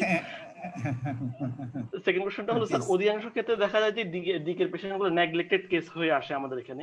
তো সেক্ষেত্রে এই ধরনের প্রলং ডিকের পেশেন্ট নেগলেক্টেড কেস এদের ন্যাচারাল হিস্ট্রি কি, যদি ট্রিটমেন্টটা দিতে দেরি হয়, যেহেতু এখানে মাল্টিফ্যাক্টোরিয়াল অর্গান ইনভলভমেন্ট আছে। আচ্ছা, প্রথম যে কোশ্চেনটা করলেন সেটা হচ্ছে আপনি যখন লিমিটেড ফ্যাসিলিটিতে কাজ করবেন, আমি সাধারণত ওই রোগীর লক্ষ্যে বলি যারা একটু অ্যাফোর্ডেবল, যে একটু কিটোন বডি স্ট্রিপ পাওয়া যায়, আপনি যে জেলা সদরই কাজ করেন না কেন, কিন্তু আমি সাধারণত যেমন এন্ডোক্রাইনোলজিস্ট কিছু কিটোন বডি স্ট্রিপ আমি যেমন আমার হসপিটালে আমার রুমে আমি রেখে দিয়েছিলাম। আমি করতাম কি, এক হচ্ছে ব্লাড সুগার খুব বেশি 25-30, পেশেন্ট ইজ ডিহাইড্রেটেড, আমি স্ট্রিপ ইউরিনে দিয়ে দেখলাম যে পজিটিভ, এটা ইনস্ট্যান্ট দেখা যায় কিটোন বডি স্ট্রিপ দিয়ে, যাতে আমি ডিকে হিসেবে ম্যানেজ করলাম। কিন্তু আপনার কাছে কিটোন বডি স্ট্রিপ যদি না থাকে, কারণ সবার কাছে কিটোন বডি স্ট্রিপ সব হসপিটালে হয়তো পাওয়া যায় না, বা সবাই আমার মতো অতি উৎসাহী হয়ে প্রিজার্ভ করে, আমি যেহেতু এন্ডোক্রাইনোলজিস্ট হয়তো আমি সেই জন্য রেজিস্টার করছি। ব্লাড সুগার 25 থেকে 30, পেশেন্ট ইজ সিভিয়ারলি ডিহাইড্রেটেড, আপনি চোখ বন্ধ করে ডিকের চিকিৎসা শুরু করতে পারেন। কিন্তু অন্তত ইউরিন ফর কিটোন বডিটা ওই ল্যাবে করতে পাঠাইলে আপনি হয়তো 3 ঘন্টা 4 ঘন্টা 5 ঘন্টা পর পেয়ে যাবেন। কিন্তু বুদ্ধিমানের কাজ হলো রোগীর লোককে বলা যে একটা কিটোন বডি স্ট্রিপ এক দই নিয়ে আসেন, এইভাবে আপনি ডায়াগনোসিস। আর অন্তত ইলেকট্রোলাইট অথবা একটা ইসিজি করলে আপনি অনেক সময় হাইপোক্যালেমিয়া ফেসার ইলেকট্রোলাইটে বাইকার্বনেটটা কম পাইলেও কিন্তু আপনি এবিজি যেমন আমরা সদর হাসপাতালে আমি একটু এবিজি করি নাই, আমি বলছি একটু ইলেকট্রোলাইট করি, ইলেকট্রোলাইটে বাইকার্বনেট কম পাইলেই তো আমি বুঝে যাচ্ছি যে এখানে অ্যাসিডোসিস হচ্ছে। Thank you sir. হ্যাঁ, ডাক্তার ফাতেমা কি আছেন? জি স্যার, আমি আছি। আচ্ছা, তার আগে ভ্যাকসিন কে আছে?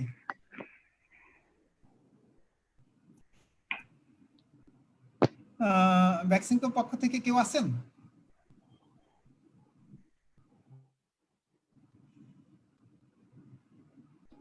ভ্যাকসিন পক্ষ থেকে একজন তো থাকার কথা না, চলে গেল। আচ্ছা, যাই হোক, ভ্যাকসিন পক্ষ থেকে কেউ আছেন? আচ্ছা, যাই, এই কামরুল কি আছেন? আচ্ছা, খুঁজে পাওয়া যাচ্ছে না। আমি ডাক্তার ফাতেমাকে রিকোয়েস্ট করছি, এক হচ্ছে বিজয়ীদের নাম ঘোষণা করেন, নাম্বার 1, নাম্বার 2 হচ্ছে অনুষ্ঠানের সমাপ্তি ঘোষণা করেন। আচ্ছা স্যার, ঠিক আছে স্যার। এখানে হচ্ছে প্রথম 5 জন বিজয়ীদের মধ্যে আছে হচ্ছে ডক্টর মারজান, অগ্নিজ, ডক্টর মোহাম্মদ নাদিমুল ইসলাম, আবু মুসা, আর হচ্ছে ডক্টর নোমান।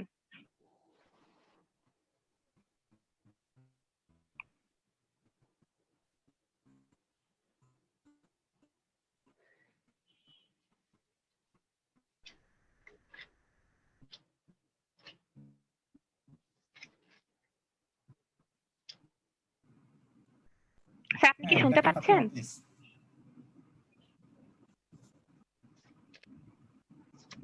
একটু মাঝে মাঝে কেটে আসতেছে, তো অনেকে হয়তো শুনতে পায়নি। স্যার, আমি কি নামগুলো আবার ঘোষণা করব? হ্যাঁ, আরেকবার বলেন প্লিজ। আচ্ছা, ডক্টর মারজান, অগ্নিজ, ডক্টর মোহাম্মদ নাদিমুল ইসলাম, আবু মুসা, আর ডক্টর নোমান। হ্যাঁ, ঠিক আছে, থ্যাংক ইউ। সমাপ্তি ঘোষণা করেন। স্যার একটা কথা আর কি, মানে এটা আমার জন্য না, এমনি ওই স্যার ওই লাস্ট অ্যানসারটা নো ছিল মনে হয়, নোট লাস্ট অ্যানসারটা ইয়েস ছিল না স্যার? লাস্ট অ্যানসারটা না, লাস্ট অ্যানসারটা নো ছিল। আচ্ছা, ওকে। আচ্ছা ঠিক আছে, thank you so much doctor Fatema, এবং যারা শুনছেন আল্লাহ হাফেজ।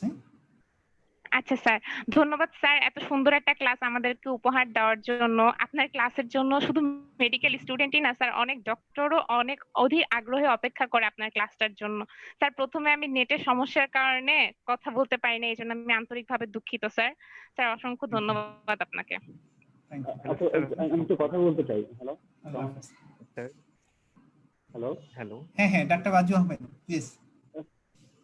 স্যার আমি আসলে ওই যে ডক্টর ফাতেমার জন্য আমি আসলে ক্লাসগুলো স্যার মানে পরবর্তীতে আবার কোথায় দেখবো স্যার, আমি আসলে খুঁজে পাই না পরে স্যার, এই জন্য। আচ্ছা, আপনি কি আমাদের এক্সিস মেডিকেল স্কুলের সাথে অ্যাড আছেন? জি আছি, কিন্তু আমি পাই না ওখানে, ভিডিও অপশনে গিয়ে পাই না। আচ্ছা, আমরা স্যারের ক্লাসগুলোর আগে স্যারের লিংক দেওয়া হয়। না উনি মনে হয় গত ক্লাসগুলোর ভিডিও কথা বলছেন। জি জি জি জি জি স্যার। আচ্ছা, স্যারের ক্লাসগুলো আমাদের হচ্ছে এক্সিস মেডিকেল স্কুলে একটা ইউটিউব পেজ আছে, ইউটিউব চ্যানেল আছে, আপনি ওখানেও পাই যাবেন স্যারের ক্লাসগুলো। ওখানে আমি দুটা শুধু স্যারের ক্লাস পেয়েছি, তিনটা। একটা হচ্ছে যে ইনসুলিন নিয়ে একটা ওরাল ড্রাগ নিয়ে একটা, আর একটা হচ্ছে হাইপারথাইরয়েডিজম। বাট হাইপোথাইরয়েডিজম কিংবা যে কালকের গত ক্লাসটা এটাও পাচ্ছি না। না গত ক্লাসটা অ্যাক্সিসে না, ওটা হচ্ছে জেনেসিস অনলাইন ইউনিভার্সিটি, ওখানে পাবেন। এখানে তিনটা ক্লাস, আজকে থার্ড ক্লাস, আপনি যে দুটো পাইছেন ওআইডি ইনসুলিন, আজকে থার্ড ক্লাস নিলাম হচ্ছে diabetic ketoacidosis. Thank you. Hello sir, আসসালামু আলাইকুম। Hello hello hello sir. Hello sir একটু ডিসকানেক্ট হয়ে গেছে। স্যার মেবি ডিসকানেক্টেড হয়ে গেছেন। হ্যালো, আসসালামু আলাইকুম।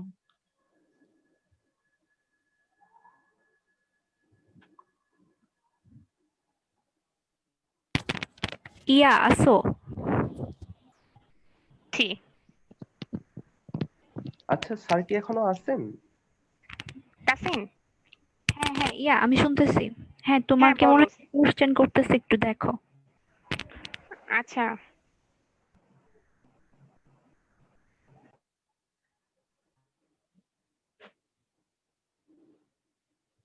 হ্যালো হ্যালো জি, লাস্ট অ্যানসারটা বোধহয় ইয়েস ছিল স্লাইডে। একটু এটা কি ইয়েস নাকি নো?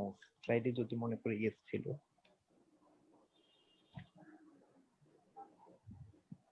আচ্ছা, এখানে কো-হোস্ট একজন আছে না, ফাতেমা না কে যেন? জি জি। আচ্ছা দেখেন, যে একটা ভাইয়া আপনাকে জিজ্ঞাসা করতেছে। আচ্ছা, আমি যখন স্যার অ্যানসার গুলো বলেছে তখন আমি এখানে নো লিখেছি। এখন কেউ যদি বলতেন যে আসলে এটার অ্যানসারটা কি ছিল, আমার এখানে নো লেখা ছিল। হ্যাঁ ইয়েস ছিল। আপু স্যারের স্লাইডে ইয়েস লেখা ছিল। জি, স্লাইডে ইয়েস লেখা ছিল। আচ্ছা, স্যারের স্লাইডে ইয়েস লেখা ছিল। আচ্ছা, কারো কাছে স্ক্রিনশটটা আছে? গ্রুপে কি একটু শেয়ার করতে পারবেন? স্ক্রিনশট তো নেই সম্ভবত। না নেই, সরি।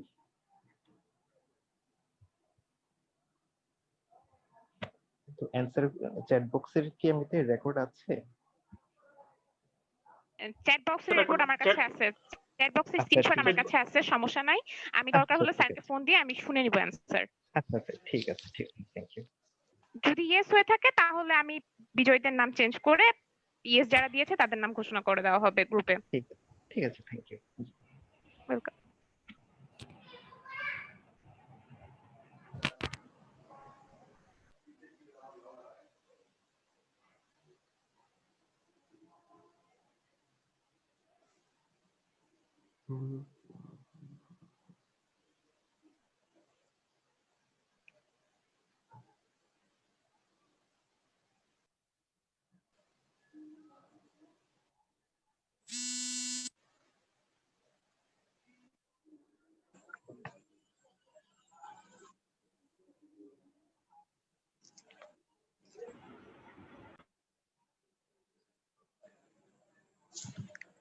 হ্যালো, আসসালামু আলাইকুম। আচ্ছা, এখন কি লিভ নেওয়া যাবে? জি জি, আপনি লিভ নিতে পারেন, ক্লাস শেষ। আচ্ছা ঠিক আছে। আচ্ছা, আসসালামু আলাইকুম। ওয়ালাইকুম আসসালাম।